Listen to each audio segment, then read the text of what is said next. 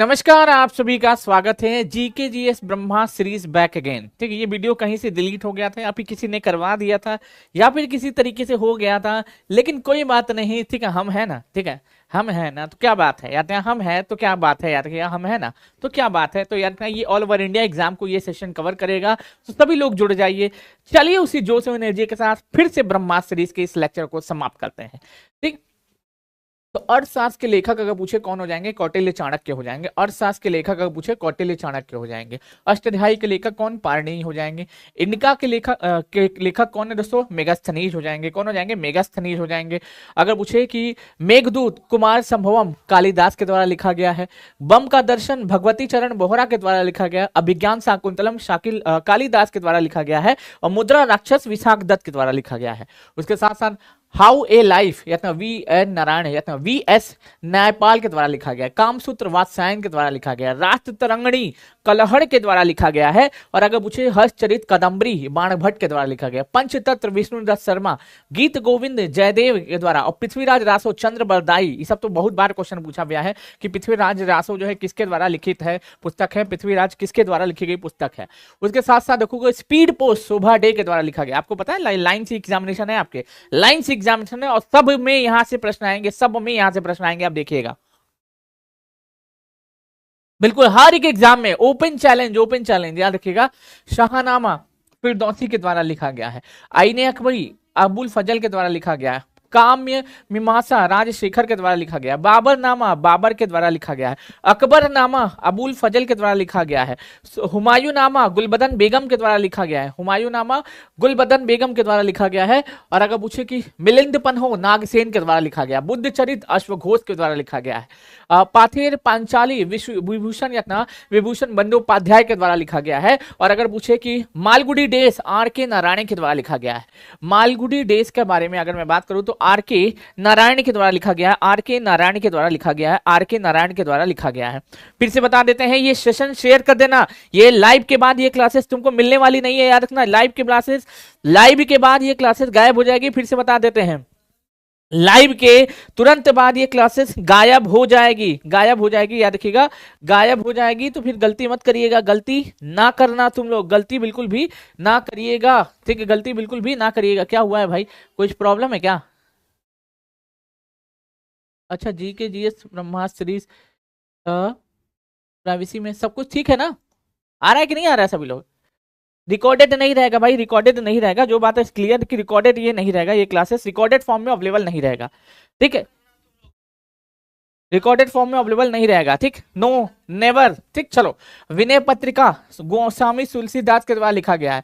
भारत भारती साकेत मैथिली शरण गुप्त के द्वारा लिखा गया है। यामा अगर पूछे महादेवी वर्मा के द्वारा लिखा गया है। उसी के साथ साथ अगर पूछे पुस्तकें कुछ है प्रमुख, वंदे मातरम बंकिम चंद्र चटर्जी। कितना बार क्वेश्चन पूछा हुआ है, कितना बार इससे प्रश्न बना है, कितना बार इससे प्रश्न बना हुआ है। सूर्य का सातवां घोड़ा Dharmveer Bharti. Young India Mahatma Gandhi. Young India किसके द्वारा लिखा गया है? महात्मा गांधी के द्वारा लिखा गया, महात्मा गांधी के द्वारा लिखा गया है। Life in divine Aurobindo Ghosh के द्वारा लिखा गया है। Life in divine Aurobindo Ghosh के द्वारा लिखा गया है। ठीक है, डिवाइन लाइफ अगर पूछे शिवानंद के द्वारा लिखा गया है। भारत एक खोज बहुत बार आया हुआ है। भारत एक खोज अगर पूछे, ये रिकॉर्डेड क्लासेस नहीं रहेगा, ये रिकॉर्डेड क्लासेस अवेलेबल नहीं रहेगा आपके पास, याद रखना। ये रिकॉर्डेड क्लासेस नहीं रहेगा, लाइव के बाद गायब हो जाएगा। ठीक, चलो। तो भारत एक खोज पंडित जवाहरलाल नेहरू के द्वारा लिखा गया है। डिस्कवरी ऑफ इंडिया क्या है? मेघनाथ देसाई के द्वारा लिखा गया है। अच्छा हाँ, और एक चीज और बता देते हैं, याद रख लीजिए, पुराना वाला वीडियो गायब हो गया था।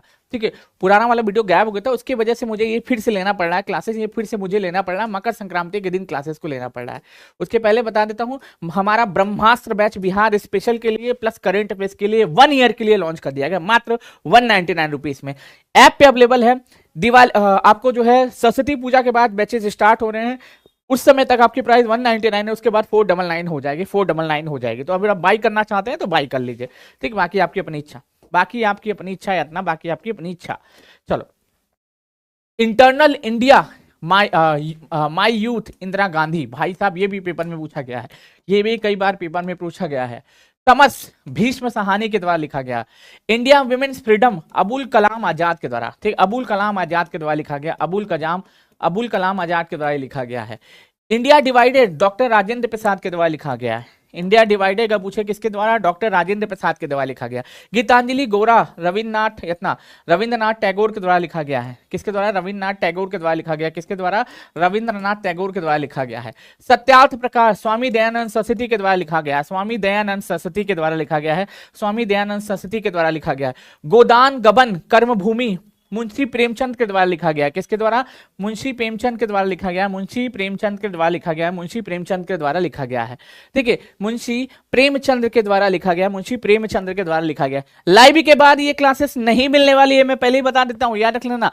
भारतीय पुस्तक एवं उनके लेखक, माई एक्सपेरिमेंट विथ ट्रूथ महात्मा गांधी हो जाएगा। कौन हो जाएगा दोस्तों? महात्मा गांधी हो जाएगा। माई एक्सपेरिमेंट विथ ट्रूथ का नाम क्या हो जाएगा? महात्मा गांधी हो जाएगा।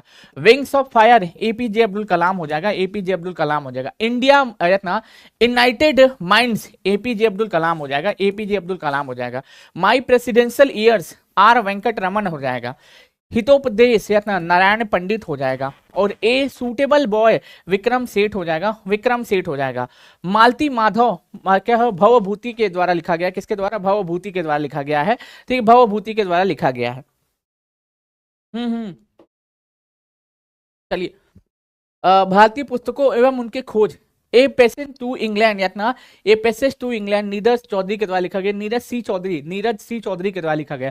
ट्रेन टू पाकिस्तान खुशवंत सिंह के द्वारा लिखा गया। खुशवंत सिंह के द्वारा लिखा गया। अब कुछ है जैसे कि हमारे सामाजिक संगठन जो हैं उनसे पेपर में क्वेश्चन पूछा, जैसे कि ब्रह्म समाज की स्थापना कौन किया, आर्य समाज की स्थापना कौन किया, ये सारी चीजें भी हमारे पेपर में पूछे जाते हैं। तो जैसे आत्मीय सभा की स्थापना किसने की थी? राजा राम मोहन राय ने की थी। कब की थी? 1815 में की थी। ब्रह्म समाज की स्थापना राजा राम मोहन राय ने की थी। कब की थी? 1828 में की थी। और इन्होंने ही सती प्रथा का अंत भी किया था। 1829 में इनके द्वारा सती प्रथा का अंत भी किया जाता है। यंग बंगाल आंदोलन के प्रवर्तक कौन थे? हेनरी विवियन डेरिजियो थे 1826 में। उसके साथ साथ तत्व बोधनी सभा की स्थापना देवेंद्रनाथ टैगोर ने की थी। कब? 1839 में की थी। प्रार्थना समाज की स्थापना आत्माराम पांडुरंग ने की थी। कब की थी? 1867 में की थी। अगर पूछे आर्य समाज की स्थापना किसने? स्वामी दयानंद सरस्वती ने की थी। स्वामी दयानंद सरस्वती ने की थी। कब की थी? 1875 में की थी। अगर पूछे थियोसोफिकल सोसाइटी तो एचपी ब्लाटवस्की और कर्नल अलकाट के द्वारा 1875 में की गई थी। 1875 में की गई थी। उसके साथ साथ अगर पूछे रामकृष्ण मिशन की स्थापना स्वामी विवेकानंद ने 1897 में की थी। सत्यशोधक समाज की स्थापना किसने की? ज्योतिबा फूले ने 1873 में की थी। विश्व भारती रविन्द्रनाथ टैगोर ने किया था। कब? 1912 में किया था। फॉरवर्ड ब्लॉक सुभाष चंद्र बोस ने स्थापना की थी। कब? 1939 में की थी। स्वराज पार्टी सी आर दास प्लस मोतीलाल नेहरू दोनों लोग मिल करके 1923 में इसकी स्थापना करते हैं। खुदाई खिदमतगार अगर पूछे खिदमतगार मूवमेंट की शुरुआत अगर पूछे किसने की थी दोस्तों? खान अब्दुल गफार खान ने की थी। इसकी स्थापना 1930 में की थी। होम रूल लीग तिलक कोयनी बेसेंट ने की थी 1916 में। अगर पूछ ले बिहार में कौन किया था? बिहार में अध्यक्ष अगर पूछ ले कि बिहार में अध्यक्ष अगर पूछ ले कौन था, तो बिहार में अध्यक्ष थे मजरूल हक। कौन थे बिहार में अध्यक्ष? थे मजरूल हक थे। कौन थे दोस्तों? मजरूल हक जो थे बिहार में अध्यक्ष थे। इंडियन सोसाइटी आनंद मोहन बोस 1876 में स्थापना किए थे। आदि ब्रह्म समाज की स्थापना देवेंद्रनाथ टैगोर किए थे। कब? 1866 ईस्वी में किए थे। हिंदू महासभा मदन मोहन मालवीय किए थे। 1915 में स्थापना किए थे। भारत संघ सुरेंद्र नाथ बनर्जी ने किया था। 1876 में स्थापना किया था। एस्थेटिक सोसाइटी विलियम जोन्स 1784 में किए थे। Servant of India society Gopal Krishna Gokhale 1905 में इसकी स्थापना किए थे। 1900 फिर से बोलना, ये लाइव के बाद रिकॉर्डेड क्लास ये नहीं रहेगा, गायब हो जाएगा या गायब हो जाएगा। बिल्कुल ठीक है, बिल्कुल एकदम सही बात है, एकदम सही बात है, एकदम सही बात है, एकदम सही कथन है अपना, एकदम सही कथन है, एकदम सही कथन है अपना, एकदम सही कथन है अपना, एकदम सही कथन है। मैं पहले ही आपको बता देता हूं, ठीक है। लाइव के बाद ये क्लासेस आपको देखने को नहीं मिलेगी, ठीक है। लाइव के बाद ये क्लासेस आपको देखने को नहीं मिलेगी, तो यही मौका है कि तुरंत जो है लाइव देखो और फिर उसके बाद इसको नोट डाउन कर सकते हो, कर लो, स्क्रीनशॉट लेना है स्क्रीनशॉट ले लो, क्योंकि ये लाइव के बाद ये क्लासेस तुमको देखने को नहीं मिलने वाली है, ठीक। चलो, और जैसे कि मान लो गदर पार्टी 1913 में लाला हरदयाल ने कहां पे किया था दोस्तों? सैन फ्रांसिस्को में किया था। कहां पे? सैन फ्रांसिस्को ने गदर पार्टी की स्थापना 1900 कहां पे दोस्तों? कब? 1913 में कहां पे? सैन फ्रांसिस्को में किया था, सैन फ्रांसिस्को में किया था। तो भाई साहब, ऑल ओवर इंडिया एग्जाम, तुम भारत का कोई भी गवर्नमेंट का एग्जाम दे रहे हो ना, भारत का कोई भी गवर्नमेंट का एग्जाम, भारत का कोई भी गवर्नमेंट का एग्जाम दे रहे हो, ओपन चैलेंज पेपर में प्रश्न यहीं से बनेंगे। इस क्लास का नाम है ब्रह्मास्त्र क्लास, इसीलिए इस क्लास का नाम है ब्रह्मास्त्र सीरीज या ब्रह्मास्त्र क्लास, ठीक है, ब्रह्मास्त्र क्लास है अपना ऑल ओवर इंडिया। ठीक, चलो हैप्पी मकर संक्रांति सभी को। अभिनव भारत वीडी सावरकर ने किया था, इसकी स्थापना 1904 में किया था। ठीक है, मुस्लिम लीग की स्थापना सलीमुल्लाह खां प्लस आगा खां इन दोनों लोगों ने मिलकर कब किया था? 1906 में किया था।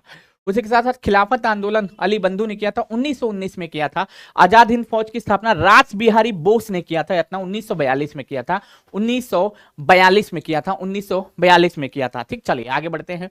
अब जैसे कि कुछ हमारे डैम हैं, जैसे भाखड़ा नागल डैम सतलज नदी पे है, पंजाब में है। ठीक है, इंदिरा गांधी नहर अगर पूछे कहाँ पे? सतलज नदी पे है, राजस्थान में है।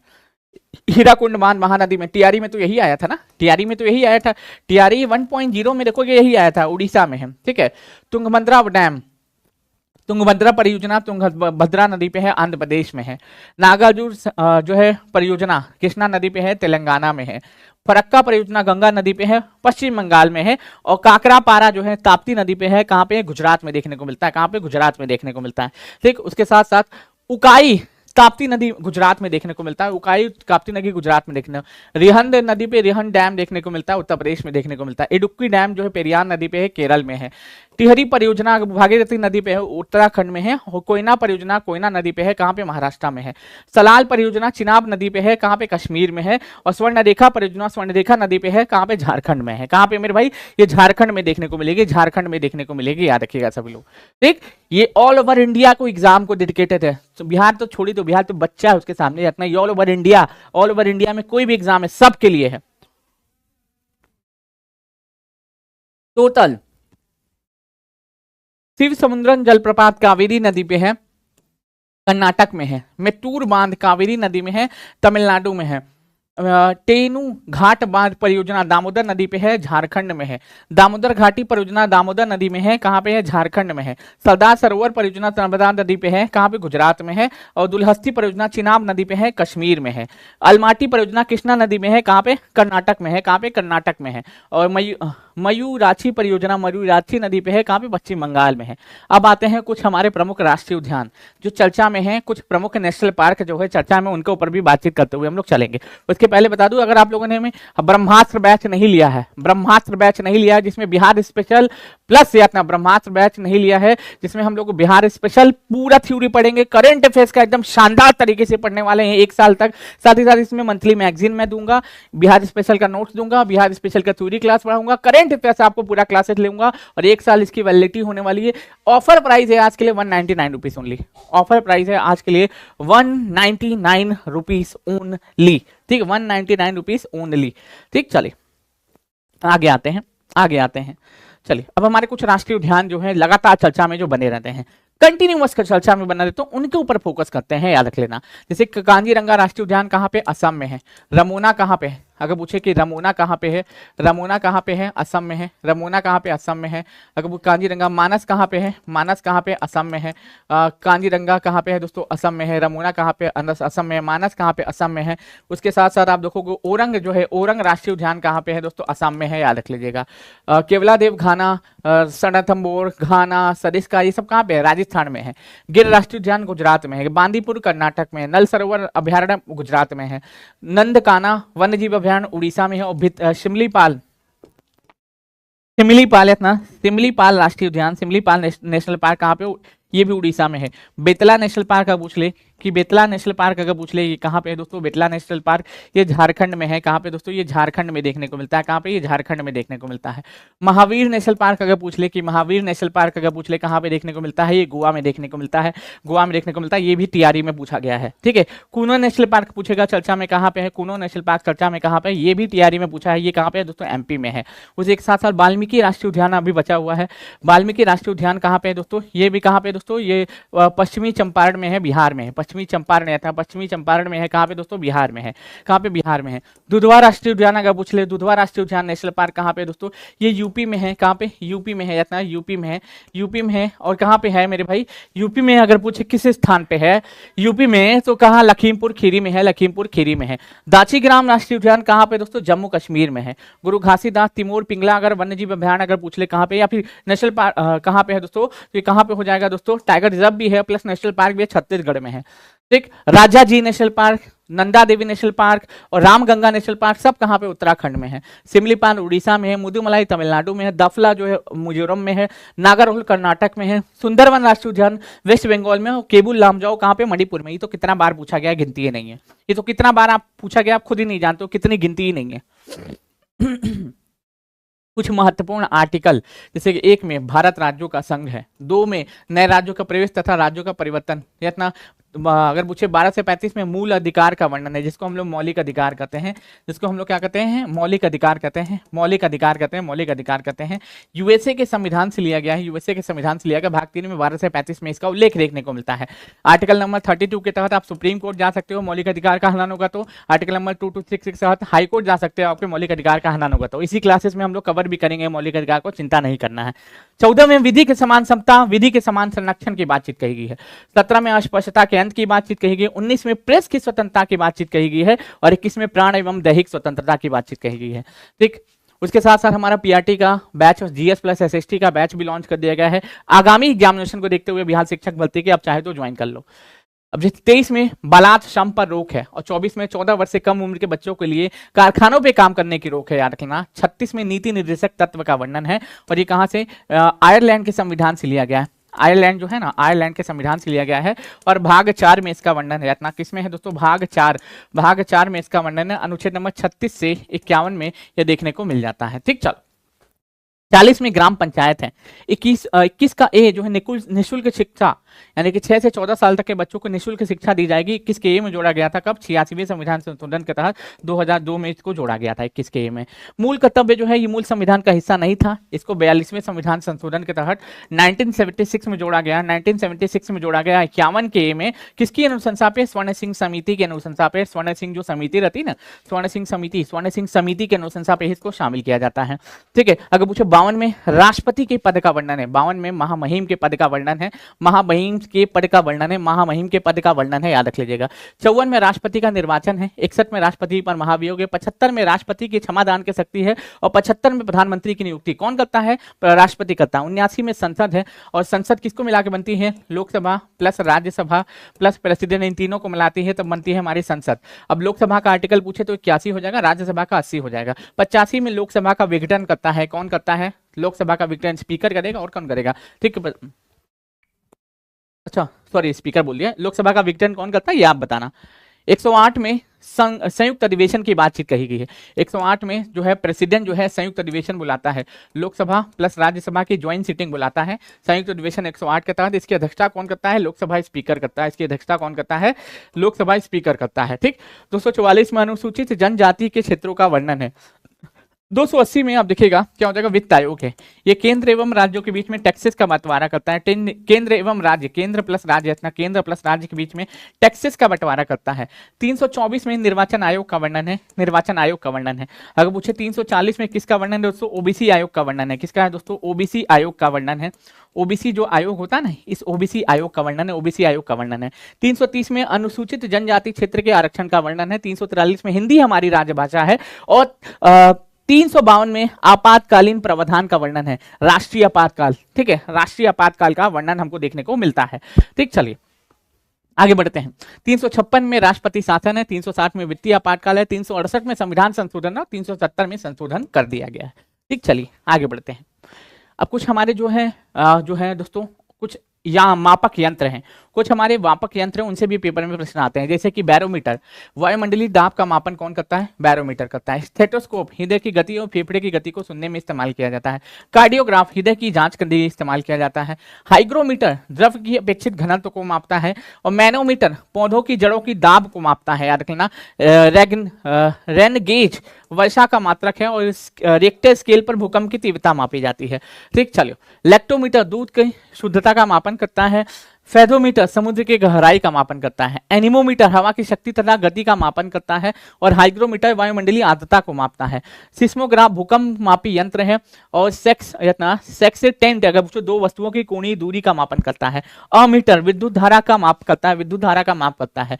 ओडोमीटर पहियों की गति को तथा दूरी को मापता है। अगर पूछे कि कोस्कोग्राफ अगर पौधों की वृद्धि का मापन करता है, टोकोमीटर वायुयान की गति मापन में इस्तेमाल किया जाए। स्पिग्नोमैनोमीटर रक्त दाब का मापक यंत्र है, रक्त दाब का मापक यंत्र हो जाएगा। ठीक, चलिए अब जैसे कि कुछ हमारे समाधि स्थल हैं, जैसे हमारे कुछ लेजेंड हैं, जो हमारे जो स्वतंत्रता सेनानी हैं, कुछ बड़े बड़े जो व्यक्तित्व थे, उनका निधन हो गया, उनके उनके जो समाधि स्थल का कुछ नाम है, उनके समाधि स्थल का कुछ नाम है, जैसे कि राजघाट महात्मा गांधी के समाधि स्थल को कहते हैं, शांतिवन जवाहरलाल नेहरू के समाधि स्थल को कहते हैं, विजय घाट लाल बहादुर शास्त्री के समाधि स्थल को कहते हैं, शक्ति स्थल इंदिरा गांधी के समाधि स्थल को कहते हैं, वीर भूमि राजीव गांधी के समाधि स्थल को कहते हैं, और किसान घाट चौधरी चरण सिंह के समाधि स्थल को कहते हैं, महाप्राणयात राजेंद्र प्रसाद के समाधि स्थल को कहते हैं। अगर पूछे कि अभय घाट मोरारजी देसाई के समाधि स्थल को कहते हैं, समता स्थल जगजीवन राम के समाधि स्थल को कहते हैं, नारायण घाट गुलजारी लाल नंदा के समाधि स्थल को कहते हैं, एकता स्थल ज्ञानी जेल सिंह के समाधि स्थल को कहते हैं, चैत्र भूमि बी आर अम्बेडकर के समाधि स्थल को कहते हैं, उदय भूमि आर के नारायण के समाधि स्थल को कहते हैं, और कर्म भूमि शंकर दयाल शर्मा के समाधि स्थल को कहते हैं।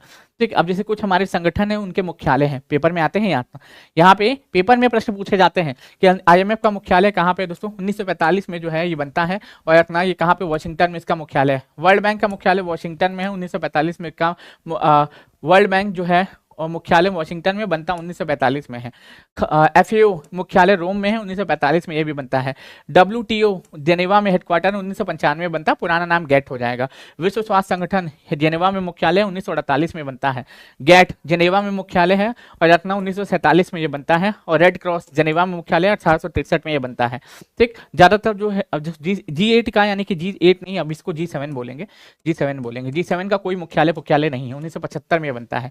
G15 जेनेवा में मुख्यालय है, 1989 में बनता है। अंकटाट जेनेवा में मुख्यालय 1964 में यह बनता है। एशियाई विकास बैंक का मुख्यालय मनीला में 1966 में यह बनता है, और इसमें 69 देश हैं, इसमें 69 देश है। यूएनओ के बारे में पता है ना, यूएनओ ये कब बनता है दोस्तों, 24 अक्टूबर 1945 को बनता है, 1945 को बनता है। शार्क काठमांडू में हेडक्वार्टर 1985 में ये बनता है। ओपेक वियना में हेडक्वार्टर 1960 में ये बनता है। इंटरपोल पेरिस में मुख्यालय है, 1923 में ये बनता है। ठीक, अगर पूछे अंतर्राष्ट्रीय न्यायालय का मुख्यालय हेग में है, अपना 1946 में ये बनता है। यूएनओ की स्थापना न्यूयॉर्क में होती है, 1942 में ये बनता है। एम्नेस्टी इंटरनेशनल लंदन में ये बनता है, 1961 में इसका मुख्यालय है। यूनेस्को का मुख्यालय पेरिस में 1946 में ये काम करना शुरू करता है, हालांकि बन जाता है 45 में ही, काम करना 46 में शुरू करता है। यूनिसेफ न्यूयॉर्क में हेडक्वार्टर 1946 से काम करना शुरू करता है। ठीक है, 1946 से काम करना शुरू करता है। ESRO पेरिस में मुख्यालय 1964 में ये बनता है। आसियान हेडक्वार्टर में मुख्यालय है, 1967 से काम करना शुरू करता है। ठीक, नाटो का मुख्यालय कहाँ पे, ब्रुसेल्स बेल्जियम में है, 1949 में ये बनता है। राष्ट्रमंडल लंदन में मुख्यालय 1926 में ये बनता है। अरब लीग काहिरा में मुख्यालय है, 1945 में काम करना शुरू करता है, काम करना शुरू करता है। अब जैसे कि कुछ उत्पादन होते हैं वस्तु, उनके बारे में पूछा जाता है, कुछ उत्पादित वस्तुएं होती हैं उनके बारे में पूछा जाता है, याद रख लीजिएगा। ये ब्रह्मास्त्र क्लास है, याद रखना, ये ब्रह्मास्त्र क्लास है, इसमें ऐसे ही चलता है, कम टाइम में बहुत ज्यादा कुछ रिवीजन। हरित क्रांति के जनक, हरित क्रांति किसको कहते हैं, खाद्यान्न उत्पादन को। श्वेत क्रांति दूध उत्पादन को कहा जाता है। नीली क्रांति मत्स्य उत्पादन को कहा जाता है। भूरी क्रांति उर्वरक उत्पादन को कहा जाता है। पीली क्रांति तिलहन उत्पादन को कहा जाता है। लाल क्रांति मांस उत्पादन को कहा जाता है। रजत क्रांति अंडा उत्पादन को कहा जाता है। गुलाबी क्रांति झींगा उत्पादन को कहा जाता है। गोल पूछे तो आलू उत्पादन को कहा जाता है। सुनहरी क्रांति फल उत्पादन को कहा जाता है। अब जैसे कुछ राजवंश और उनके संस्थापक, याद रख लिया, पीडीएफ नहीं मिलेगा। ठीक, चलो, हर्यक वंश का संस्थापक कौन था दोस्तों, बिंबिसार था। राजगृह में इसका क्या हो जाएगा, मुख्यालय हो जाएगा। मौर्य वंश का संस्थापक कौन था, चंद्रगुप्त मौर्य था। पाटलिपुत्रा इसका क्या हो जाएगा, राजधानी हो जाएगा। शुंग वंश का संस्थापक पुष्यमित्र शुंग था। पाटलिपुत्रा में क्या हो जाएगा, इसका मुख्यालय हो जाएगा। सातवाहन वंश का संस्थापक सिमुक था और प्रतिष्ठानपुर इसकी राजधानी थी, याद रख लीजिएगा। गुप्त वंश का संस्थापक श्रीगुप्त था और पाटलिपुत्रा इसकी राजधानी थी। पुष्पभूति वंश का संस्थापक पुष्पभूति था। थानेश्वर या कन्नौज इसकी राजधानी थी। गढ़वाल वंश का संस्थापक चंद्रदेव था। वाराणसी इसका मुख्यालय था। उसके साथ साथ पल्लव वंश का संस्थापक सिंह विष्णु था। कांची इसकी राजधानी थी। चोल वंश का संस्थापक विजयालय था। तंजौर इसकी राजधानी थी। राष्ट्रकूट वंश का संस्थापक दंती दुर्ग था और मान्यखेत इसकी राजधानी थी। गुलाम वंश का संस्थापक कुतुबुद्दीन ऐबक था। लाहौर इसकी राजधानी थी या फिर दिल्ली बाद में शिफ्ट हो जाती है। ठीक है, खिलजी वंश की राजधानी, गिलजी वंश का जो संस्थापक था जलाउद्दीन खिलजी था। किलो खरी अगर मैं बात करूं, किलो खरी क्या था दोस्तों, किलो खरी इसकी राजधानी थी। तुगलक वंश का संस्थापक गयासुद्दीन तुगलक था। इसकी राजधानी दिल्ली थी। लोधी वंश का संस्थापक बहलोल लोधी था। इसकी राजधानी दिल्ली प्लस आगरा भी शिफ्टिंग एक बार की गई थी। चलिए चोल वंश का संस्थापक विजयालय था, इसका मुख्यालय कहाँ था? तंजौर में था। होयसल वंश का संस्थापक विष्णुवर्धन था, द्वार समुद्र के पास था। बहमनी वंश का संस्थापक हर्षण गंगू था, गुलबर्गा में इसका मुख्यालय था। पाल वंश का संस्थापक गोपाल था, मुंगेर में इसका मुख्यालय था। चौहान वंश का संस्थापक वसुदेव था, अजमेर में इसका मुख्यालय था। अब जैसे कि दो देशों के बीच में पाई जाने वाली कुछ रेखा, पेपर में यहां से भी प्रश्न आते हैं, इन दो देशों के बीच में कौन कौन सी रेखा पाई जाती है, पूछा जाता है। जैसे मैकमोहन रेखा भारत एवं चीन के बीच में पाई जाती है। रेडक्लिफ रेखा भारत एवं पाकिस्तान के बीच में पाई जाती है। दुरंड रेखा अफगानिस्तान, अधिकृत पाकिस्तान और अफगानिस्तान के बीच में पाई जाती है। हिंडबर्ग रेखा जर्मनी और पोलैंड के बीच में पाई जाती है। 24 डिग्री अक्षांश रेखा पाकिस्तान अफगानिस्तान के कच्छ के पास पाई जाती है। 38 डिग्री समांतर रेखा अगर पूछे 38 पैरेलल, तो नॉर्थ कोरिया को साउथ कोरिया से पृथक करता है। 49 डिग्री रेखा अगर पूछे उत्तरी अमेरिका को कनाडा से पृथक करता है, उत्तरी अमेरिका को कनाडा से पृथक करता है। 17 डिग्री अक्षांश उत्तरी व दक्षिणी वियतनाम, उत्तर एवं दक्षिणी वियतनाम को पृथक करता है। मैग्नी नाट सी फ्राइज रेखा जर्मनी और फ्रांस के बीच देखने को मिलती है। ओडरनीस रेखा पूर्वी जर्मनी और पोलैंड के बीच में देखने को मिलती है। मैनर हरिहीन रेखा रूस और फिनलैंड के बीच में देखने को मिलती है। योग या सरप्पा जलप्रपात, कुछ हमारे जलप्रपात से भी पेपर में क्वेश्चन आते हैं। जितना शरावती नदी पे है, कर्नाटक में है। शिव समुद्र जलप्रपात कावेरी नदी पे है, कर्नाटक में है। गोकक जलप्रपात गोकक नदी पे है, कर्नाटक में है। और हुंडरू जलप्रपात स्वर्णरेखा नदी पे है, झारखंड में है। ठीक है, अगर पूछे कि अपना ठीक है, येन्ना जलप्रपात नर्मदा नदी पे है, गुजरात में है। लौंग, अब जैसे कुछ फसलों के उत्पादन करने वाला जो टॉप पे है, जैसे कि लौंग में टॉप पे कौन है? तमिलनाडु है। गेहूं, गन्ना, आलू, मसूर में कौन? उत्तर प्रदेश टॉप करता है, टॉप करता है। फिलहाल तो याद रख लीजिएगा, संतरा में उत्पादन में महाराष्ट्र टॉप पे है। मूंगफली में, कपास में गुजरात टॉप पे है। अंगूर में नासिक टॉप पे है। दलहन, सोयाबीन और चना में कौन है? मध्य प्रदेश टॉप पे है। चावल, जूट और पटसन में पश्चिम बंगाल टॉप पे है। और चावल, जूट, पटसन में पश्चिम बंगाल टॉप पे है। ठीक, चलिए, जैसे काजू, सूरजमुखी और सुपारी में कर्नाटक टॉप पे है। चाय में असम टॉप पे है। काजू, अदरक, काली मिर्च में केरल टॉप पे है। तंबाकू, हल्दी, मक्का में आंध्र प्रदेश टॉप पे है। सेब, केसर और में जम्मू कश्मीर टॉप पे है। रबड़, इलायची, मसाला में केरल टॉप पे है। ज्वार, अरहर, प्याज, अंगूर में महाराष्ट्र टॉप पे है। और बाजरा, सरसों में राजस्थान टॉप पे है ना, राजस्थान टॉप पे है। अब जैसे कि कुछ हमारी पंचवर्षीय योजना, टोटल 12 पंचवर्षीय योजना आई है।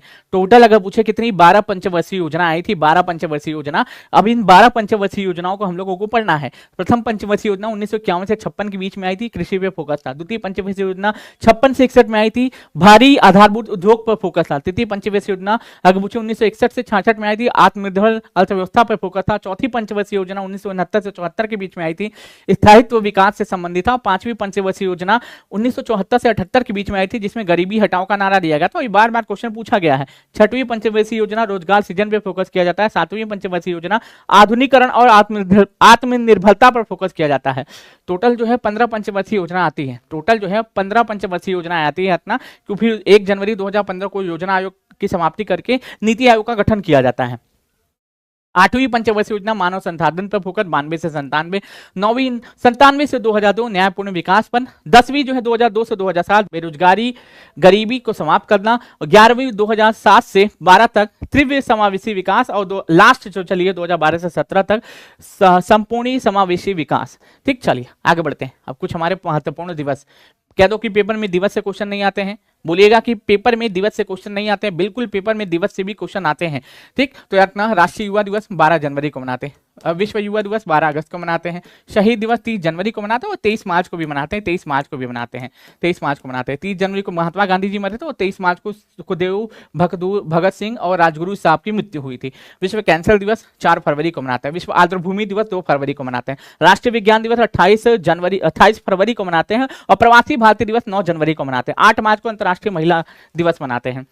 पृथ्वी दिवस 22 अप्रैल को मनाते हैं। और अगर पूछे विश्व जल दिवस 22 मार्च को मनाते हैं। और 22 मई को अंतर्राष्ट्रीय जैव विविधता दिवस मनाते हैं। मजदूर दिवस 1 मई को मनाते हैं। 1 जून को विश्व दुग्ध दिवस मनाते हैं। 14 जून को विश्व रक्तदान दिवस मनाते हैं। 5 जून को विश्व पर्यावरण दिवस मनाते हैं। 21 जून को क्या मनाते हैं? विश्व योगा दिवस मनाते हैं। सद्भावना दिवस 20 अगस्त को। विरासत दिवस 18 अप्रैल को। विश्व पर्यावरण दिवस 5 जून को। विश्व जनसंख्या दिवस 11 जुलाई को। ठीक, चलिए आगे बढ़ते हैं।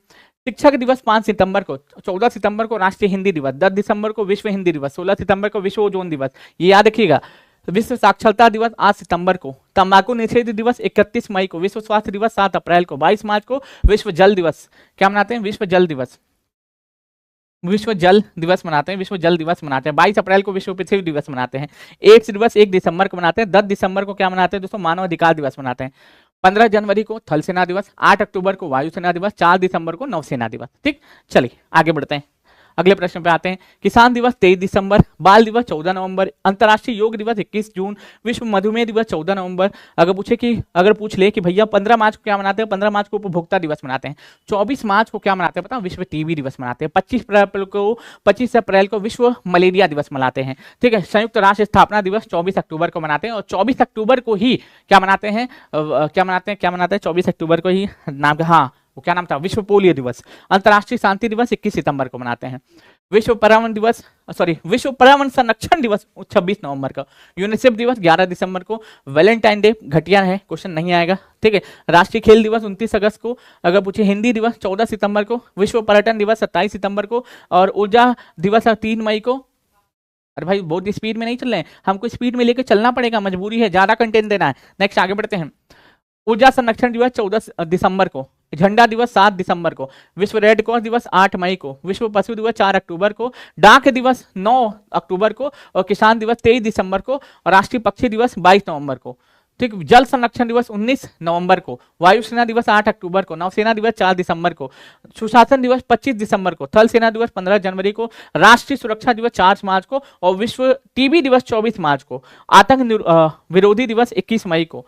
ठीक, अक्षय ऊर्जा दिवस 20 अगस्त को। विश्व ठहाका दिवस 10 जनवरी को। उत्पादकता दिवस 12 फरवरी को। ठीक, अब जैसे कि कुछ हमारे जो है वैज्ञानिक खोज के ऊपर भी प्रश्न पूछे जाते हैं, कुछ हमारे वैज्ञानिक खोज के ऊपर भी प्रश्न पूछे जाते हैं, कुछ हमारे वैज्ञानिक खोज के ऊपर भी प्रश्न पूछे जाते हैं, याद रख लीजिएगा। ठीक, चलो ये ऐसे ही होता है, बुलेट नहीं, ये ब्रह्मास्त्र क्लास ऐसे ही चलती है, ढक ढक ढक ढक ढक, एकदम भयानक, एकदम भयानक तरीके से अपना। ठीक, चलो क्या फायदा जब बच्चा समझे ही ना, बेवकूफ इंसान। ठीक है, चंचल बेवकूफ हो तुम। ये रिवीजन क्लास है, ये समझाने वाली क्लास नहीं है। ठीक है, अपना ब्रह्मास्त्र क्लास है, ये रिवीजन क्लासेस है। यहाँ तुमको जो है क ख पढ़ाने नहीं है, रिवीजन क्लासेस है। एक ऐसा क्लास जिससे जो है कम से कम 20 से 25 क्वेश्चन एग्जाम में बने, वो यही है। ठीक, तो इलेक्ट्रॉन की खोज जे थॉमसन ने की थी। प्रोटॉन की खोज गोल्डस्टीन ने की थी। न्यूट्रॉन की खोज जेम्स चैडविक ने की थी। नाभिक की खोज रदरफोर्ड ने की थी। डायनेमो की खोज माइकल फैराडे ने की थी। परमाणु सिद्धांत की खोज जॉन डाल्टन ने की थी। रेडियो सक्रियता की खोज हेनरी बैकरेल ने की थी। और अगर पूछे कि रोडियम की खोज अगर पूछे मैडम क्यूरी ने की थी। डायनेमो की खोज अल्फ्रेड नोबेल ने की थी। आपको पता ना एक्सरे की खोज कौन किया था, विलियम कॉर्नेल डेंटिजन किए थे। अगर पूछे कि टेलीस्कोप का आविष्कार कौन किया, गैलीलियो किए थे। कौन किए थे, गैलीलियो किए थे, याद रखना ना।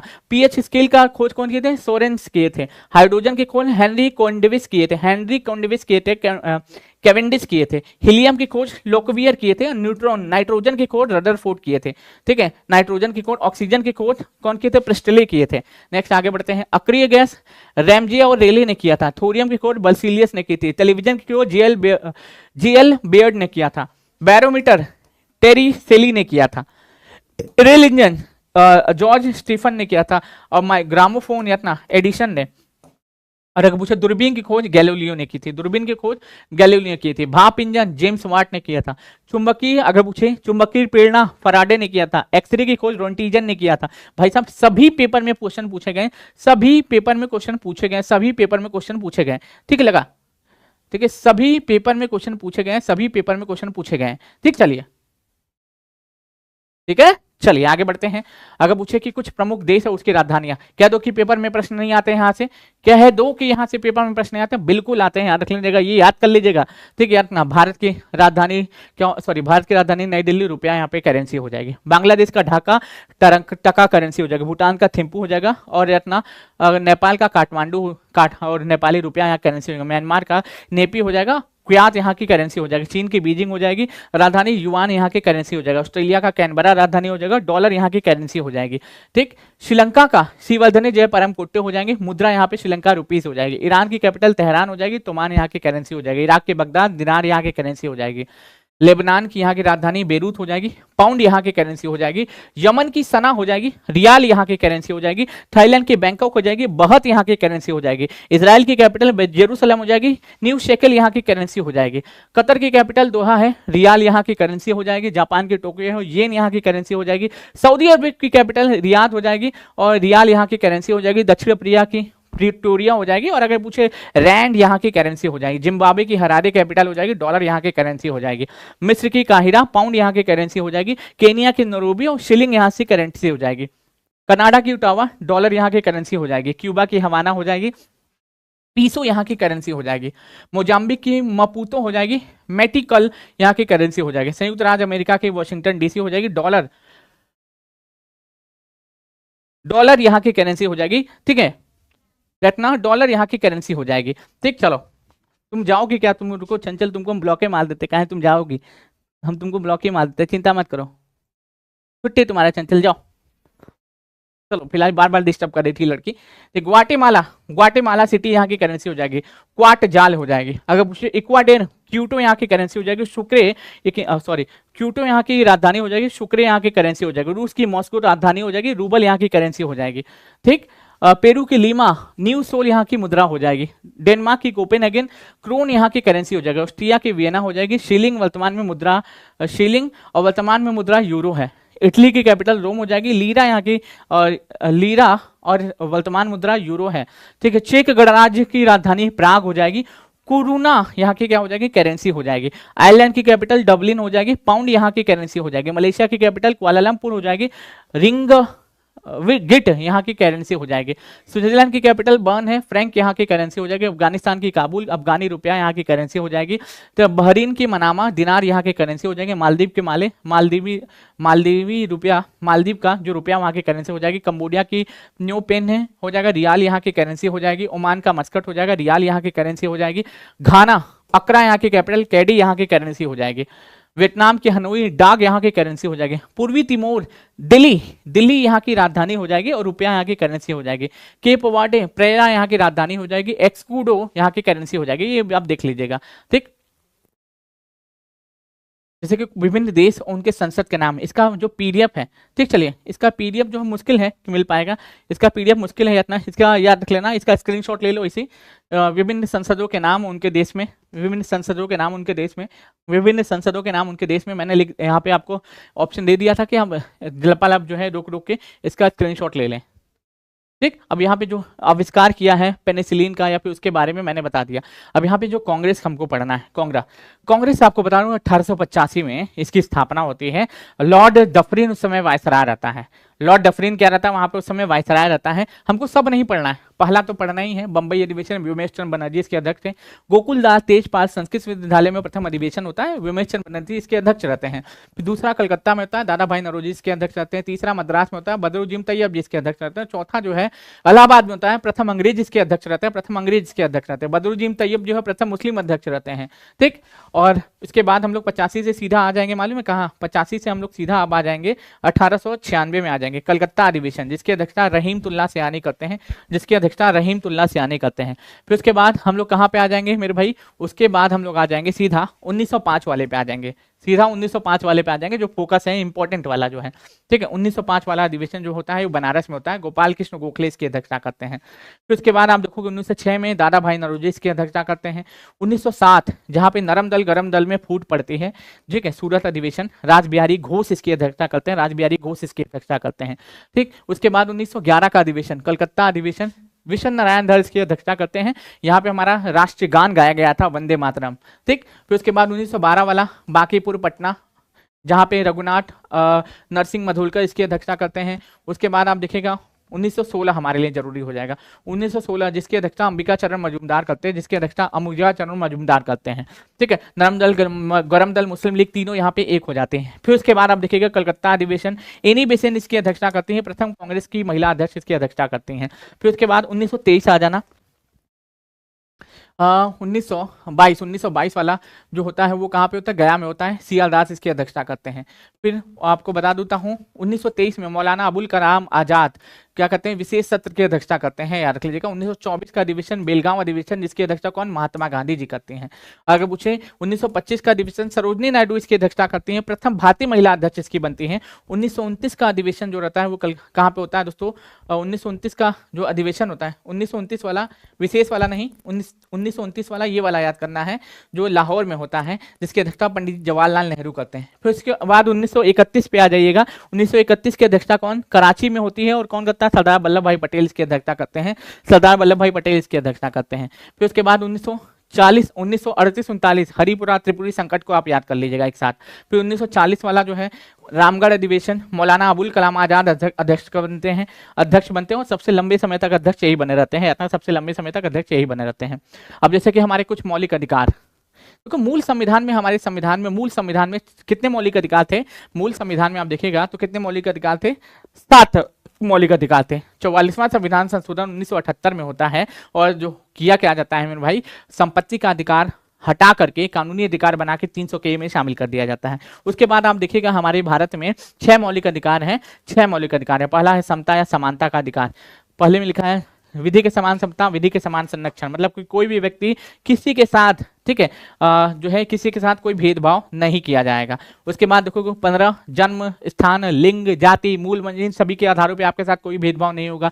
16 में लोक नियोजन में अवसर की समानता, 17 में अस्पृश्यता का अंत, 18 में उपाधियों के अंत की बातचीत कही गई है। फिर उसके बाद बोलने की स्वतंत्रता, प्रेस के जो बोलने की स्वतंत्रता, जैसे मान लो सरकार हमारी बात नहीं सुन रही है, टीआरई का वैकेंसी नहीं दे रही है, ठीक है, हम क्या करेंगे, आंदोलन करेंगे, सरकार के खिलाफ बोलेंगे, शांतिपूर्ण ढंग से बिना हथियारों के एकत्रित होंगे, संघ बनाएंगे, फिर देश में कहीं भी जा जाके पूरे देश में घूम फिर करके सरकार का विरोध करेंगे, अब जहां पे जाएंगे वहां पे निवास करेंगे और वहां पे आजीविका का साधन करेंगे। ये 19 में आपको 6 क्लॉट्स आपको देखने को मिलते हैं। 20 में अपराध के संबंध में संरक्षण, अगर किसी भी व्यक्ति को एक अपराध के लिए केवल एक ही बार सजा मिलेगी, जैसे कि हम 2006 में चोरी किए हैं, 4 साल का सजा काट के आ गए, तो हमको दोबारा जेल में उठा के बंद नहीं किया जाएगा, क्योंकि एक अपराध के लिए एक ही बार सजा मिलेगी, ही नहीं कि इसी एक ही व्यक्ति को बार बार उठा के बंद कर दिया जाए।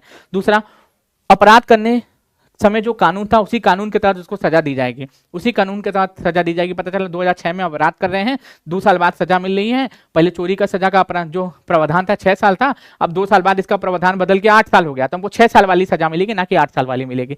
किसी भी व्यक्ति को स्वयं के विरुद्ध न्यायालय में गवाही देने के लिए बाध्य नहीं किया जाएगा। ठीक, चलो 21 में प्राण एवं दैहिक स्वतंत्रता, 21 का ये 86वें संविधान संशोधन 2002 के तहत जोड़ा गया था, जिसमें 6 से 14 साल तक के बच्चों को निःशुल्क शिक्षा दी जाएगी और इसमें मौलिक अधिकार बना दिया गया था। 22 में कुछ दशाओं में गिरफ्तारी के संबंध में संरक्षण, कुछ दशाओं में क्या है, गिरफ्तारी के संबंध में संरक्षण, जैसे कि मान लो हमको कोई पुलिस गिरफ्तार करने आ रही है, तो पहले हम पूछेंगे भैया हमको काहे उठा रहे हो, बताओ पहले हमको बताओ, ठीक है, गिरफ्तारी कर दी है तो पूछेंगे कि काहे उठा रहे हो, हमको ये बताओ, इतना हिरासत में लेने का कारण बताना होगा, 24 घंटे के अंदर में मजिस्ट्रेट के सामने पेश करना होगा, अपना मनपसंद वकील हमको लेने की सलाह, मतलब हमारा मौलिक अधिकार हमको देता है। ठीक, चलो 23 में मानव दुर्व्यवहार और 24 में 14 वर्ष से कम उम्र के बच्चों के लिए कारखानों में काम करने पर रोक, और इतना धार्मिक स्वतंत्रता का अधिकार, किसी भी धर्म को मानना, उनका आचरण करना, उसका प्रचार करना, इन सभी चीजों के बारे में 25 से 28 में दिया है, ये आप देख लीजिएगा। पीडीएफ इसका ऐप पे हम दे देंगे, चलिए बड़ी डिमांड कर रहे हैं सब लोग कि सर पीडीएफ दे दीजिए, तो पीडीएफ इसका ऐप पे दे देंगे। द एजुकेशन वे ऐप अभी लाइव चैट बॉक्स में लिंक लगा हुआ है, वहां से इसको आप डाउनलोड कर सकते हैं पीडीएफ को, वहां हम दे देंगे। अल्पसंख्यकों के हितों के संरक्षण की बातचीत कही गई 29 में, अल्पसंख्यकों की शिक्षा के बारे में बातचीत कही गई है 30 में, याद 30 में याद रख लीजिएगा सारे लोग। ठीक, अब जैसे कि मान लो मौलिक अधिकार के बारे में देखो, 32 के तहत 5 प्रकार के रिट जारी किए जाते हैं, अनुच्छेद नंबर 32 के तहत 5 प्रकार के रिट जारी किए जाते हैं, 5 प्रकार के रिट जारी किए जाते हैं। पहला क्या हो जाएगा दोस्तों, बंदी प्रत्यक्षीकरण, परमादेश, प्रतिषेध लेखता, उत्प्रेषण और अधिकारपेक्षा लेख। जब व्यक्ति को अनुच्छेद नंबर 32 के तहत 5 प्रकार के रिट जारी किए जाते हैं, और याद रख लीजिएगा सुप्रीम कोर्ट में हम लोग केस, अगर हमारे मौलिक अधिकारों का हनन होता है तो डायरेक्टली आर्टिकल नंबर 32 के तहत हम लोग सुप्रीम कोर्ट में केस कर सकते हैं, आर्टिकल नंबर 226 के तहत हम लोग हाई कोर्ट में केस कर सकते हैं, हाई कोर्ट में केस कर सकते हैं, याद रखिएगा।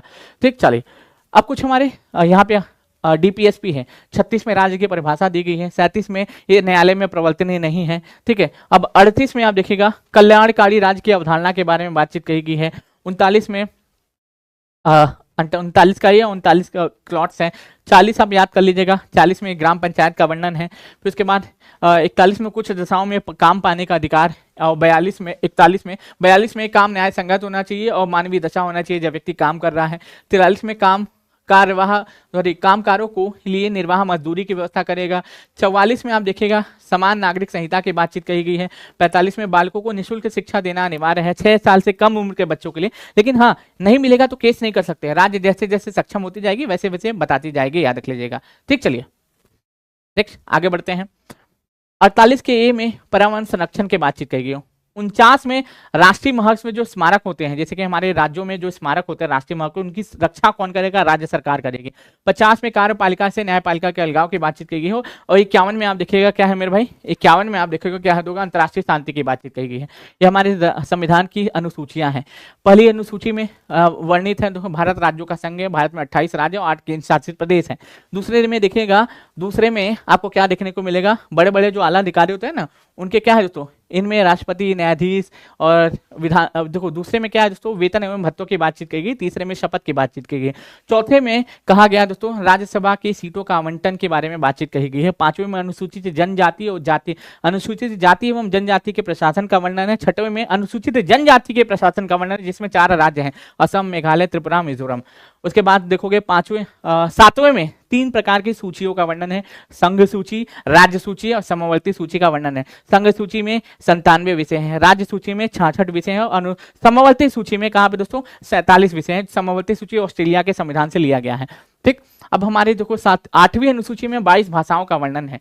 देखो मूल संविधान में 14 भाषा थी, फिर उसके बाद धीरे धीरे करके 22 भाषाएं होगी। जैसे कि सिंधी को 1967 में 21वें संविधान संशोधन के साथ जोड़ा जाता है। फिर उसके बाद मणिपुरी, कोंकणी, नेपाली को 1992 में 71वें संविधान संशोधन के तहत जोड़ा गया। फिर उसके बाद संथाली, मैथिली, बोडो, डोंगरी को 2003 में 92वें संविधान संशोधन के तहत जोड़ा गया। और 8वीं अनुसूची में 22 भाषाओं का वर्णन देखने को मिलता है। 8वीं अनुसूची में 22 भाषाओं का वर्णन देखने को मिलता है। फिर उसके बाद 9वीं अनुसूची 1951 में भूमि सुधार के लिए प्रथम संविधान संशोधन किया जाता है। फिर उसके बाद 10वीं अनुसूची 1985 में 52वें संविधान संशोधन के तहत इसको जोड़ा जाता है 10वीं अनुसूची को, जिसमें दल बदल कानून का प्रावधान किया गया। 1992-93 में 73वां संविधान संशोधन होता है, ग्राम पंचायत को जोड़ा जाता है। ग्राम पंचायत के विकास के लिए 29 कार्य सौंपे जाते हैं। फिर 74वां संविधान संशोधन होता है 1992-93 में ही।